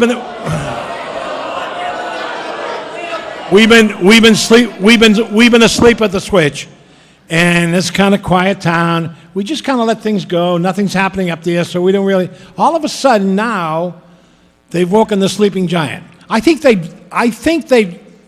think they're dealing with just people from, I'm going to say, Castine, Maine, way up, and you know what I mean? I don't want to use Castine, Maine, great community, but I think they think we're dealing with people from Castine, Maine. And I'm sitting here going, hello? We got more Harvard graduates in here and more doctors and more, I tell you, the Lobstermen are all graduates. Kings Point, Maine Maritime. these guys are bright, they're straight, they're honest, and what's going on here? And all of a sudden, we've been served this, they've been pumping warm water into 40 Steps Beach. I'm saying, well, I wonder why the water's so warm up here today. I kept saying, well, the water's warm. To the beach, it's cold. Sharp Beach, it's cold, but up in 40 Steps, now I know. That's probably why I'm catching so many squid. Paulette, hold on. Paulette, let me just say this.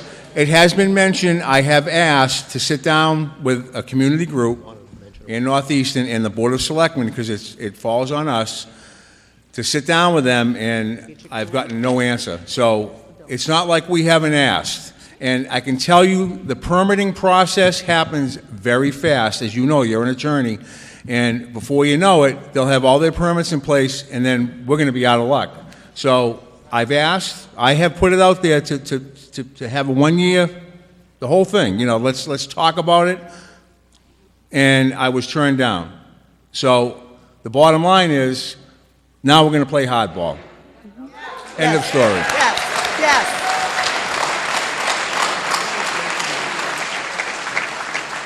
Okay, Christine? Enzo, I can understand that makes perfect sense because you really can't mediate anything unless there's something to mediate. So I do understand where you're coming from. I just ask you to ask for more. Well, I have. I already have. Thank you. And even in the process you're considering pursuing, you ask for more. They're asking, the town should ask, we should ask. All right. All right, thank you. Christine? Hi, Christine Johnson-Licio, 15 Fox Hill Road. There are so many questions, but one I would like to know is, this is a publication I found online. Northeastern University put it out in 2015. It explains their mission. It has a picture of the building that they are going to put at East Point. I will make it available to anyone who wants to leave their email. I will send it to you. But it clearly shows that big glass box right here in 2015. And we are just hearing about it now. Our town is just hearing about it now. It's shameful. It's shameful.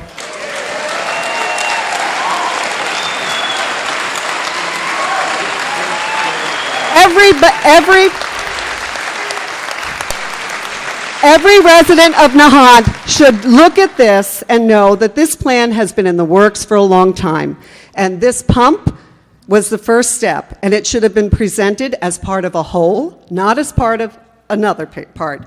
And in addition, I have to come back to why. You talk about scientists coming together to talk. This is a dry building. It's not a lab. It doesn't need to be there. It could be anywhere. I talked to my colleagues, and I don't have to be at East Point to do that. So I really feel, Nahanters, we've been talking tonight, but they haven't been talking to us. Though they've been talking to the world, they've been to Washington to lobby for funding. They've been getting a lot of money for this project. They're ready to go, but they failed to talk to their neighbors, and that's not being a good neighbor.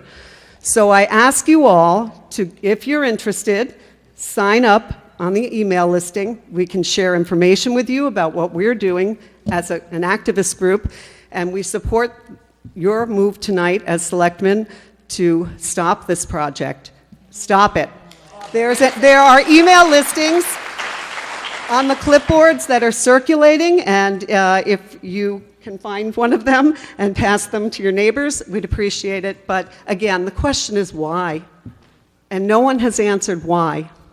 Why here?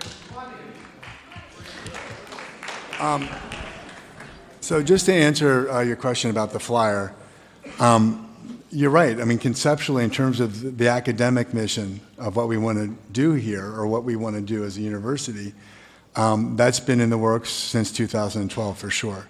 I can say to you, I mean, if I can answer, the building that you see there, that's an advancement team just dropping a building in. There's no, I mean, we've always thought, okay, we want to enhance our teaching and research infrastructure, so obviously that would go into a building.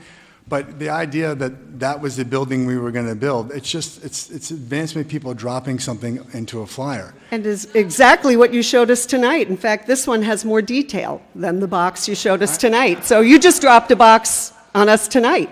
There's no difference. I understand what you're saying, but there wasn't architects involved with that. There wasn't engineers involved with that. It was But just there was a conceptual plan. rendering. There was a strategic mission. We definitely have a strategic plan to pursue coastal sustainability, But yes. we didn't, your good neighbors didn't know anything about it, and that's Well, shameful. It's shameful.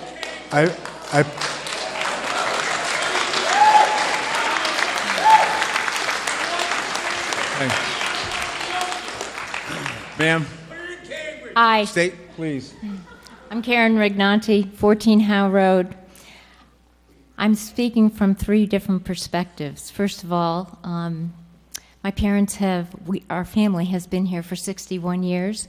My father He was head of the Board of Appeals for many, many years, and he has wrestled with this, and I grew up in an environment of watching him trying to make these very tough decisions and guide the town. So that's part of my background. I also have a bachelor's and master's degree in biology with a specialty in environmental biology and marine biology. I have studied and lived in two of the premier marine centers in the country, USC's center I did my thesis at Catalina Island, and Bowdoin College. And I can tell you, first of all, one of the very first rules of having a marine center is that only essential people that have to be there are there. Because it's all about the footprint. So when I was at UCLA and we were at and Jeff, I can also, having had that experience, I also worked for Raytheon as an environmental biologist and have done environmental impact analyses of nuclear power plants for Narragansett Bay. I then went on to I had a career in business for over 20 years, working for Apple, KPMG Consulting, Citigroup, and so I also understand the issues of scalability, risk analysis, and how to develop pragmatic business plans. And so I have 5 points. Hopefully I'll remember them all. But it's from a combination of these 3 aspects of who I am. The first is, I think that the residents of Nahant should know specifically what the legal issues are and what the legal rights are, what the process is, what the time frames are, and what we have to do if we choose, which I think we have chosen, the people have spoken, if we want to stop this. It needs to be very clear, and I am requesting that you put it on the website.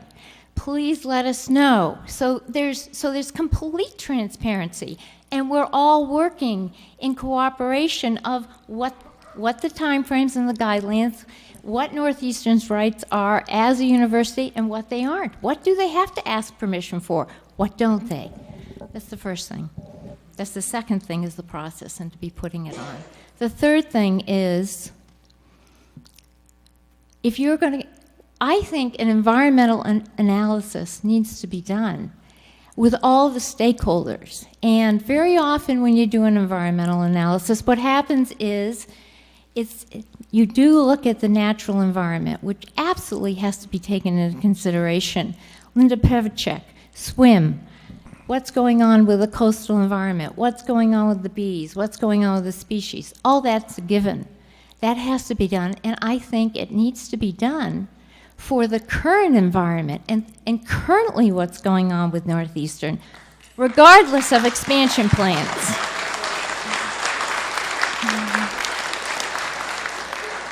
And I also think that who does this environmental analysis, it should be done with a combination, it should be a joint task force of both Nahant people and Northeastern, so that we're working cooperatively with you for your current environment, so that what you're doing is an asset to the town, is an asset to you, and that you're able to fulfill your mission as much as possible within what our constraints are, given the biology, the geology, and the culture of the town. So that's the second thing. That's the second thing of the third point. Okay, so, and these stakeholders need to be not only the biologists, but the historians, the Native Americans, but it also, as you spoke to, Enzo, so brilliantly, both of you, you also, Richie, it's the infrastructure. You know, I mean, in Little Nahant, I'm in Little Nahant, and you know, somebody hit a telephone pole, and we had no electricity for the whole day. I mean, honestly, one telephone pole. You know, you have to think about the scalability of what's even here. So it really needs to be looked at from an infrastructure perspective of what needs to be put in place to support what you're doing, so that it is viable and so that we can have enough police people to help us. And so that, you know, our point of failure isn't so sensitive that if somebody hits a telephone pole, we're completely out of electricity. I mean, just as a residential community. So that's my third point. My fourth point, do I remember? My fourth point, I don't remember at the moment. Isn't that awful? Skip to the fifth. My fifth point. I'll go to my fifth point. Maybe I'll remember the fourth point. My fifth point is that, you know, we're in a new era. We're in an era of transparency, we're in an era of responsibility, and we're in an era of walking our talk. And I firmly believe that anyone that is in the environmental business and is preaching and is teaching and is trying to really struggle with these massive issues of climate change needs to walk their talk. It's not only that we hold you to a higher standard. I believe that wherever you go, you should want to improve the footprint. You should want to bring prosperity at a higher level than what exists here. At least keep it the same, but add to the community. And I'm not saying that you haven't from an educational perspective. And having been in this environment, I understand the challenge of what it's like to try to do this at your level. And that's my fourth point, is that, you know, when I step back, and maybe this is just my perspective, and look at what Nahant is, we're a protected seacoast, protected beach reservation. We're an Audubon sanctuary, and we're a historical preservation town. It's all about preservation and sustainability, and now potentially survival. And so my fourth point is that when I put my business hat on and look at it from Northeastern's perspective, I have to ask myself and say, honestly, guys, what are you thinking from a business perspective? You know, if I was going to if you gave me $30 million, which, you know, I've had fairly large sums to invest in my career for these companies, and you gave me $30 million and you told me you were going to, you know, let's build a center, would I want to build and stake my center on an ecosystem that's so fragile, that has such fragile infrastructure, that the causeway's built on a sandbar with rising tides? You know, and whose culture is, you know, we're not about economic development. Lynn is. Even Marblehead is, you know, they're industrial and commercial. I lived in Marblehead. It's a very different town. I loved it. But it's not Nahant. You know, this is preservation and sanctuary and economic sustainability. And I would encourage you for the success of what you want to do, because I think you have a noble mission. You know, what you want to do is to find a town for your expansion that is in line with what you want to do, that wants economic development, that has the infrastructure, that can support you, and keep out here what is just absolutely necessary from a footprint point of view, and so that we can support you. You know? So it's a win-win. And I wish you the best. Thank you, Karen.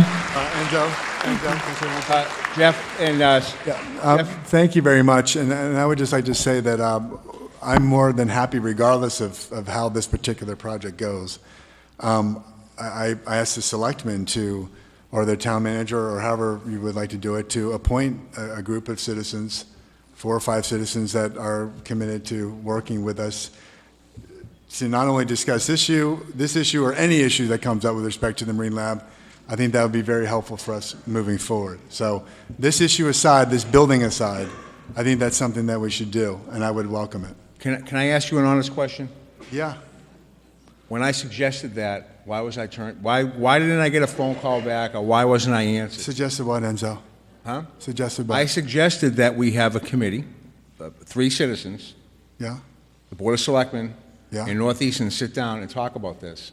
And and have a waiting period that we could sit down and do this in, and up to a year, And so, just to be respectful, I had no issues with the advisory board. The only issue that we disagreed upon, because I'm not the person to make that decision, was the I one-year understand that. Then they should have, someone should, I asked, and I asked, and I asked for somebody to call me, and please, I implored that we get this done so that we're not at this point. And and now you have a town that is very upset, including me, and the rest of the Board of Selectmen. And again, it's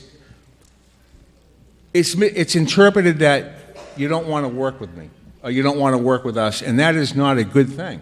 Everybody has to work together in order to make the world go around, and that is just not. And all of a sudden, you're coming up to me and saying that you want to do it now at an open meeting, which is great. You know, it's an open meeting, but this could have been. We could have had a little bit of a dialogue before this happened. Sorry. Next.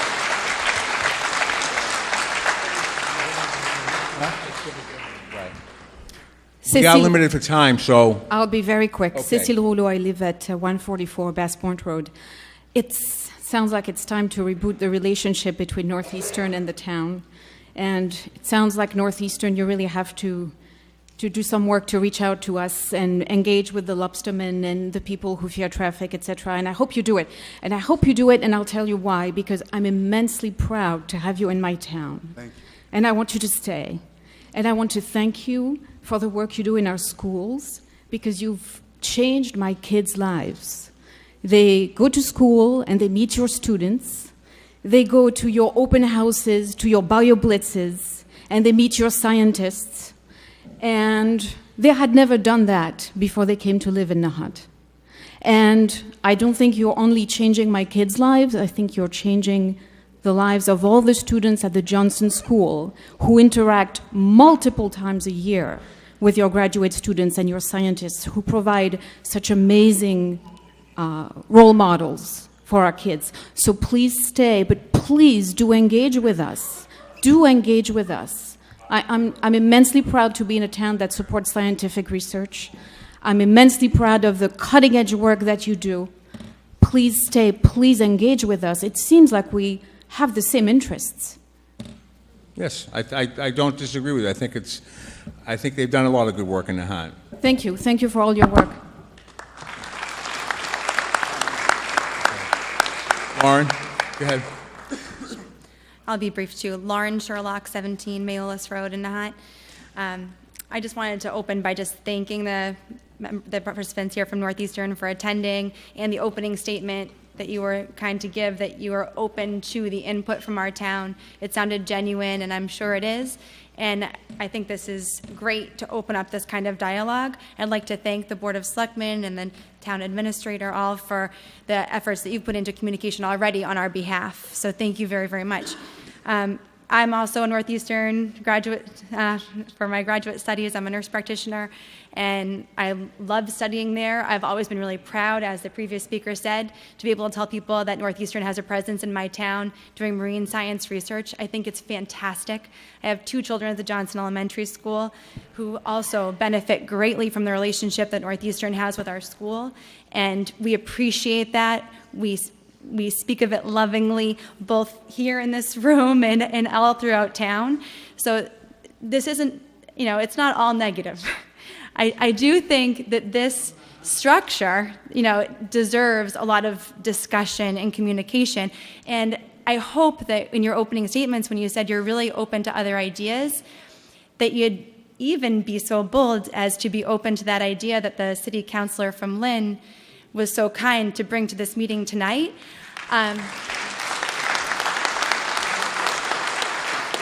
I see it as an amazing opportunity. It may be something that you've already considered, and I don't know. I'm not privy to all these discussions, nor should I have been. But I just wanted to say that it sounds like a really appealing idea. Lynn is a wonderful community with a commuter rail station that could empty out right at the door of a fantastic structure that could be exciting and welcome in the city of Lynn, with close proximity to the Marine Science Center in Nahant. possibly even a shuttle ride away, and potentially preserve the great relationship we currently have, we want to continue to have, and add something to a neighboring community who would love it. So I appreciate your willingness to be open, and I appreciate all of our town leadership for what they're doing, and thank you.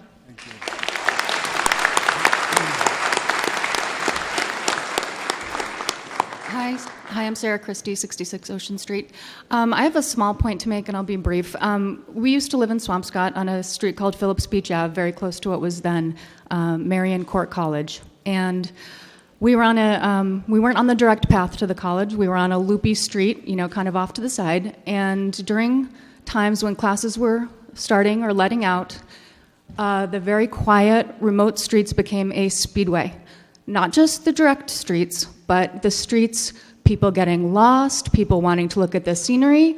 Very much like Nahant, those streets were residential and also had a lot of people exercising and children out, and it caused a real safety hazard. East Point might seem like this remote location to you that's not going to affect very many people, but to get there, you affect the entire town, not just Nahant Road, but all of the families, all of the children, everybody in town. Thank you for listening.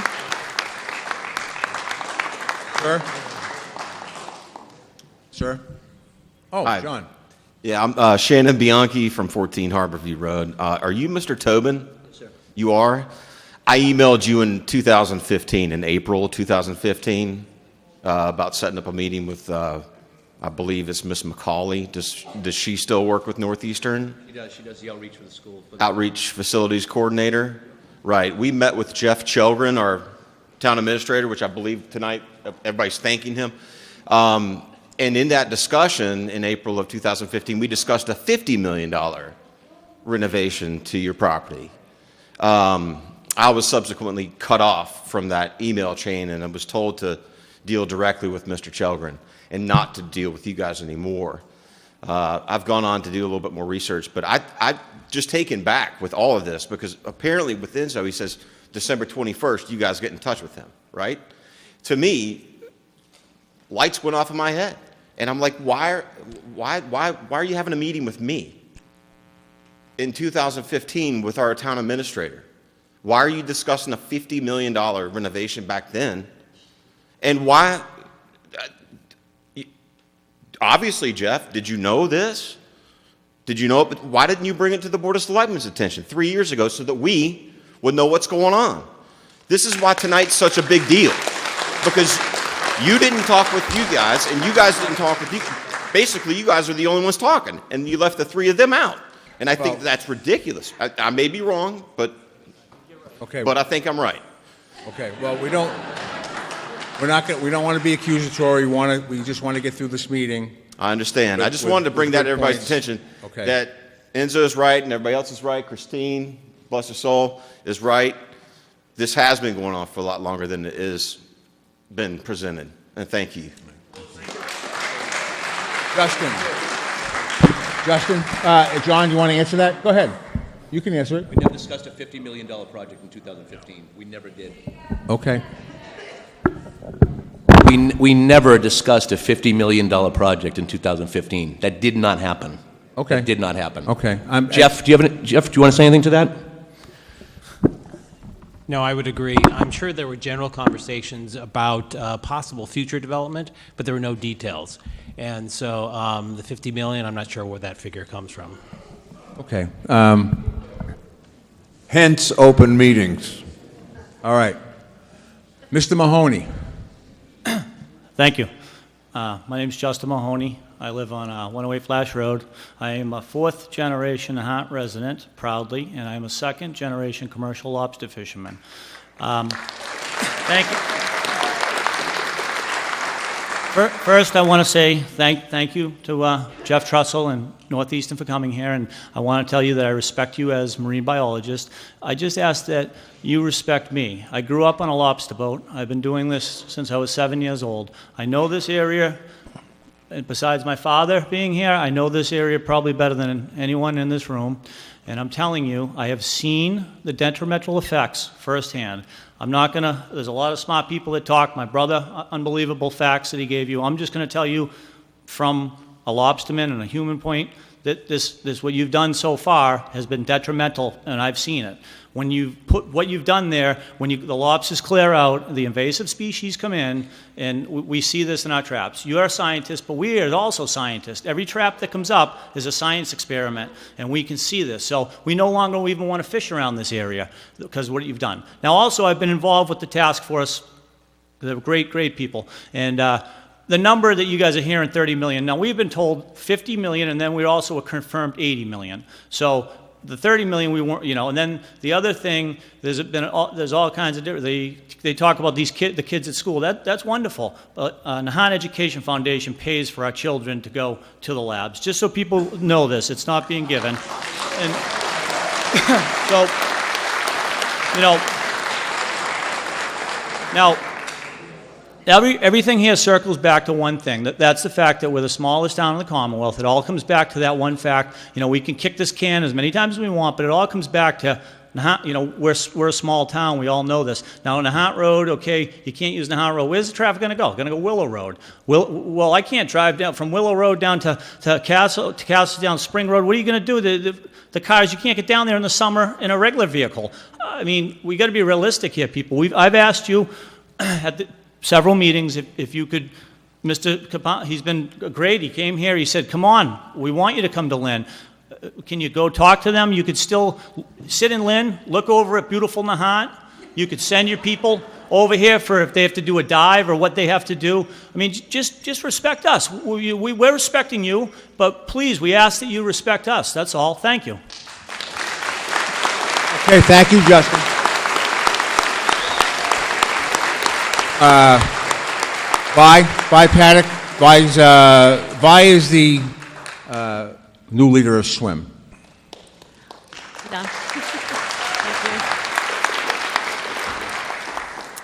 Yes, I'm Vi Paddock, and I live at 172 Willow Road.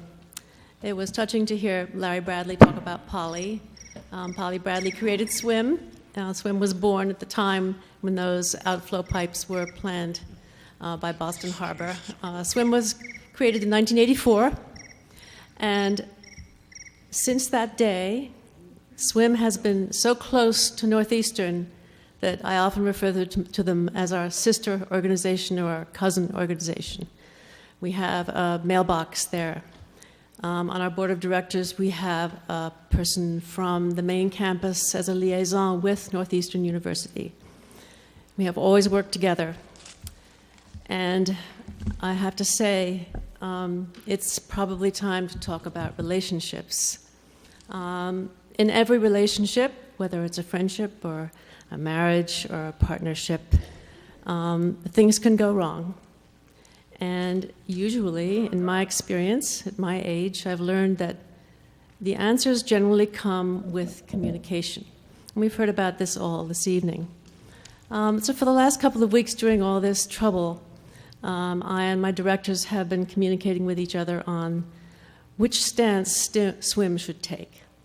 And we decided that one of the simplest steps we could take is a one-year moratorium, which you've all heard about, I think, a complete stop of any motion on Northeastern's campus, to give us time to think, to plan, to gather the masses of information that should have been provided to us from the start. There's no information really about what's going on. I was first shocked at the MIPA meeting at the lack of information about the water going in and out of the pipes. So I know it's easy to be angry. It's easy to say, block it, stop it. It's easy we all get upset about these things. But we're all here together, and I frankly feel that SWIM is part of our town. SWIM is one of us. I mean, not SWIM, I mean Northeastern. Northeastern is part of our town. Northeastern is a resident. And as others have said, I think we need to try to keep them. But we can't keep them if we fight them with fire. I think we have to work with all due deliberation. But for us to work with all due deliberations, Northeastern must give us time. They really, I believe, owe us a year of quiet deliberation, meetings, considerations, technical information, data, outside experts. Let's get it all together, come together in 2019, and start all over again. Thank you. I'm gonna cut off after Dan. I'll talk, okay? Because it's getting late. So after Dan, that was great. So thank you.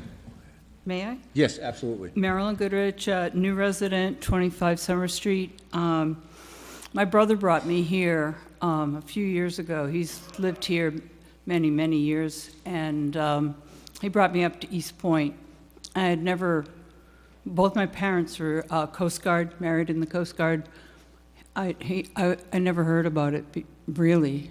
And I went up there, and I was at Lodge Park. And okay, so warning here, I'm an artist. So you can tune out if you don't like to hear artists talk. But I looked out at the Great Ledge off of East Point and the tremendous water hitting it.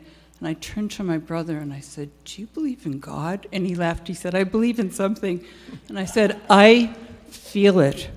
And people have touched on that. This is a sacred spot. It really is. And I want to tell you another thing. I think some of the students that you recruit, because I've seen it with my own eyes, that go to your classes were drawn by that awe. A young member of my family stood at 40 Steps Beach and said the exact same thing when my brother brought me to 40 Steps 3 times. "Oh my God, oh my God, oh my God." And I said to her, "You know, there's a marine biology outfit here." And she said, "I'm going to be a marine biologist." Arms like that on a boulder. She's now friends with a noted naturalist, being mentored by that person, Cy Montgomery. You have to understand that the power of this place, you have to understand it. It's not just space. And that's, you know, you don't have, it doesn't have to be all or nothing from what I'm hearing. You can stay here, have a small footprint, make your bigger, you know, I was at Harvard many, many years. You know, we didn't put everything all in one place, you know. You take a little boat up the road and, you know, have a bigger place somewhere else for your interdisciplinary. But, you know, please understand that. I think so many people in this town have expressed it to me, the specialness, and that's really important to us. Okay, thanks. Dan. My name's Dan Perpolitzer. I live at Forecastle Terrace.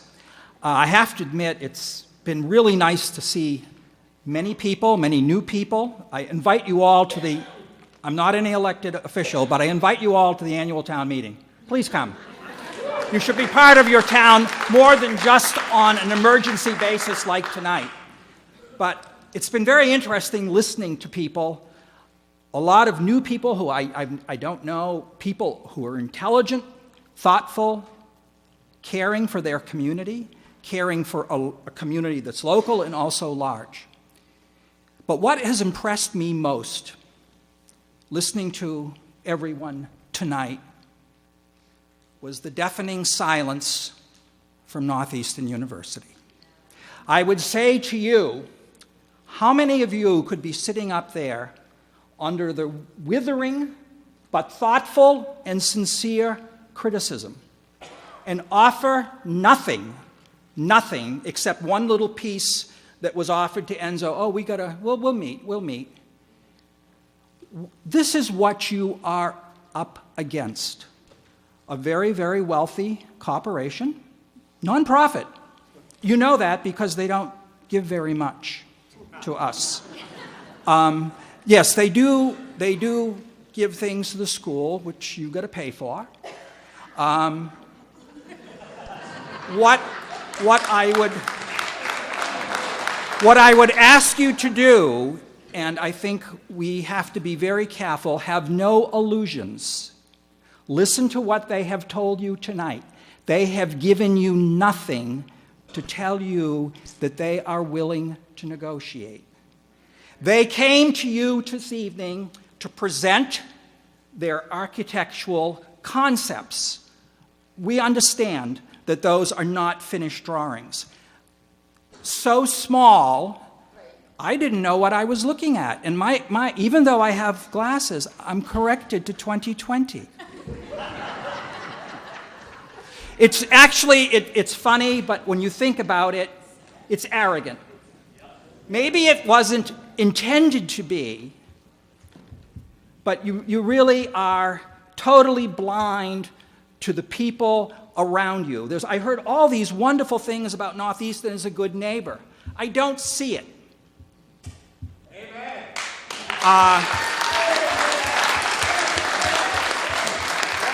I don't see it by the actions from the Northeastern representatives tonight, and I can't believe that you came here with silence going to be what you were going to offer us.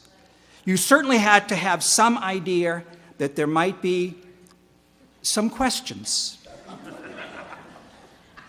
And I think for us as a community, I think you have to be realistic what you're going to be up against. I went to Northeastern also. I graduated in 1970. 1969, we had a student strike.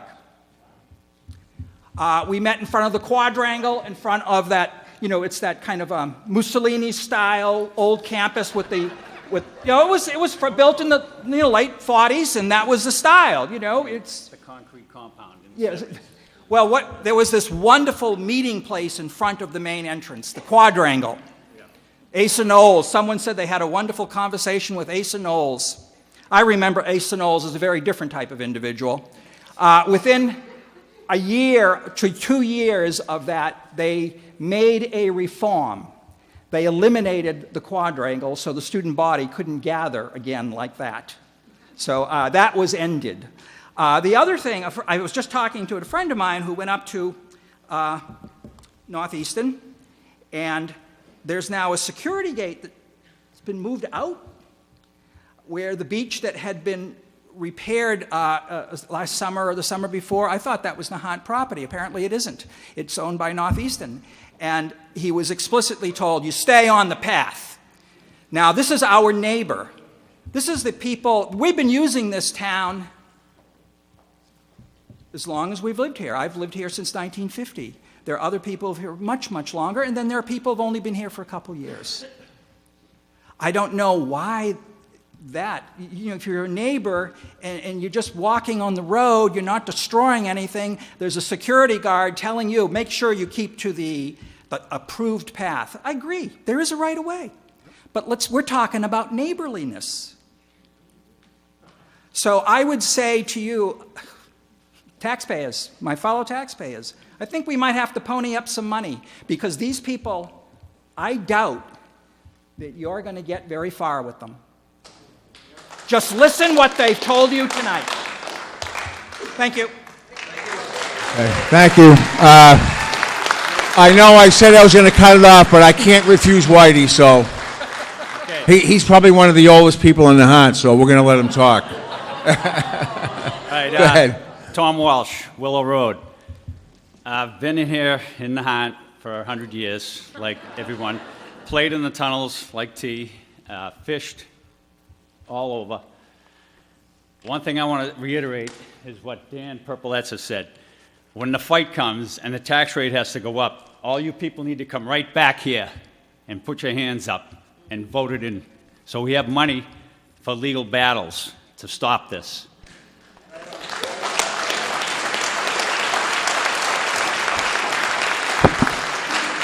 They're going to have to come back because the Board of Selectmen already voted to put in an article in the April Town Warrant, and there was $50,000 put in that article to justify the legal.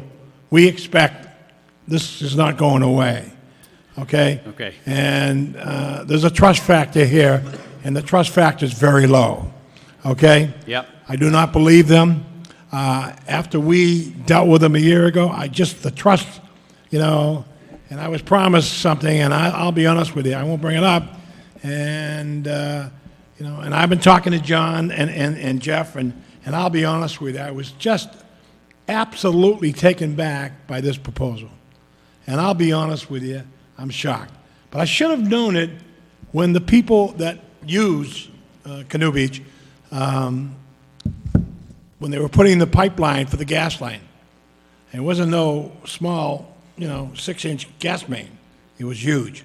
Yeah. So when that gas line went in, we knew there was something happening. And we've been keeping an eye, and we knew this was coming, but I didn't know it was going to be that quick. The information we received, again, it's always gray. Nothing in concrete. It's always, we're going to get back to you on it. In the meantime, they keep pushing and going to go through. We're going to get ready for the fight of our lives because we cannot afford the most prettiest property, pristine, northeastern. Next, they'll be taking Lodge Park. Okay? Well, how many open places are there? You have Well, Bailey's Hill, you have I the mean- dump. I'm not going to have a picnic down the dump or take a walk no, around there. and thank God we put the Davis Memorial up there. I mean, they can't touch that. Bird We sanctuary, made sure that and that's been that's it. voted by town meeting, Right. the Davis Memorial, and that was, the Marine that died in Vietnam. One last point. There's a cherished book in the town of Nahant. It's called The Annals of Nahant by Fred Wilson. Right. 1928. Look on page 305, and you'll see what East Point used to look like before the military bastardized it and then walked away and left all that crap there. So we want it back to the way it was. Well, or at least no more expansion. None. Well. Thank you. Okay, thank you, Whitey. Thank you very much. So, does anybody have anything to add? From Northeastern? Well, if I could, Mr. Chairman. Yes, absolutely. To Dan Pervoletz's point, to Dan's point, I don't disagree with a lot of the points that Dan made, and I would agree with his conclusion if things end here. We've heard, the objective tonight was to present the plans as they exist today, and again, they're very preliminary in nature, to hear what the concerns and the issues are of the community, of which there have been many, and to give us an opportunity to prepare responses to those and provide those responses to the community. And we need to work through you, gentlemen, to determine what the best forum is for doing that. I understand the direction the town's going in. I don't begrudge you. I don't argue against that. But while we move forward, while that's in play, it's still important to the town, it's important to Northeastern University that we begin and continue to communicate to address the issues that are being brought before the town in the event that this project does go forward, so it's a project that we can all live with. Steve, I'm going to tell you right now, and I'm going to be speaking for myself, and not for the other two members. The townspeople in the town of Nahant, they do not want Northeastern to expand that area one iota. They don't want. We on the Board of Selectmen are going to take these steps to make sure we cannot afford to expand Northeastern. Hey, Mr. Trestle. Thanks, Enzo. I would Jeff, just like... I got to say something. Well, hold on, I'll finish. This is, listen, 230 students. This is about money. Very simple. This is a business they're working up there. And for every student, it's $100,000. It's very simple. It's about money.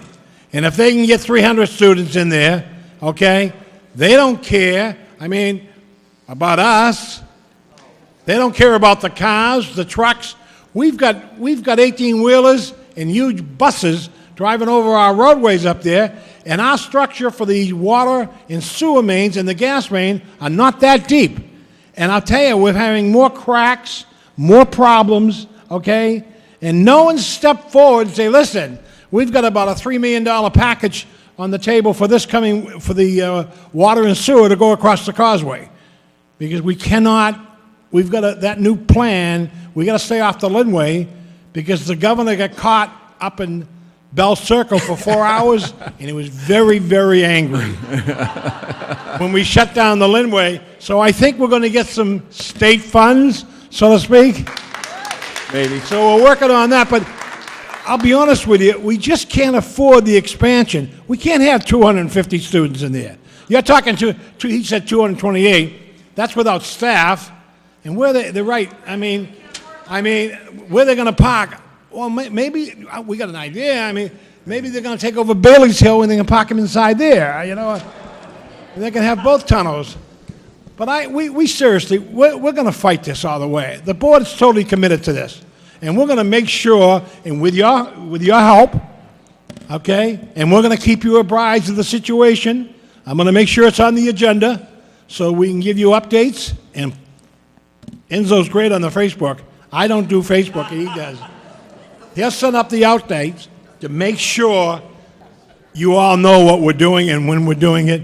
And if we need you up here for a hearing, you got to come because they need permits. And I want to personally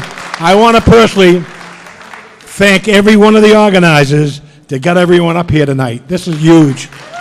Thank you. Jeff? Quickly, I just wanted to thank everyone. I've listened very carefully to what everyone had to say tonight. And I would just like to say that putting this project aside, I would just like to, here at this meeting, to ask the selectmen to work with the town to identify 3-4 citizens that would like to work with the Marine Lab on a variety of issues that are of concern to the town. Not just this thing, put this aside, just anything else. I think that would go a long way to helping with communication going forward. I'll wait for your call. I'll wait for your call. I put it out there, so I'm still waiting. So I'll wait for Northeastern's call. They shouldn't, my phone rings all day, so. It's been ringing tonight. Right, I know, it's been ringing tonight. So, do I have I'll entertain a motion to adjourn? So moved. Second. This meeting is. Thank you, everyone.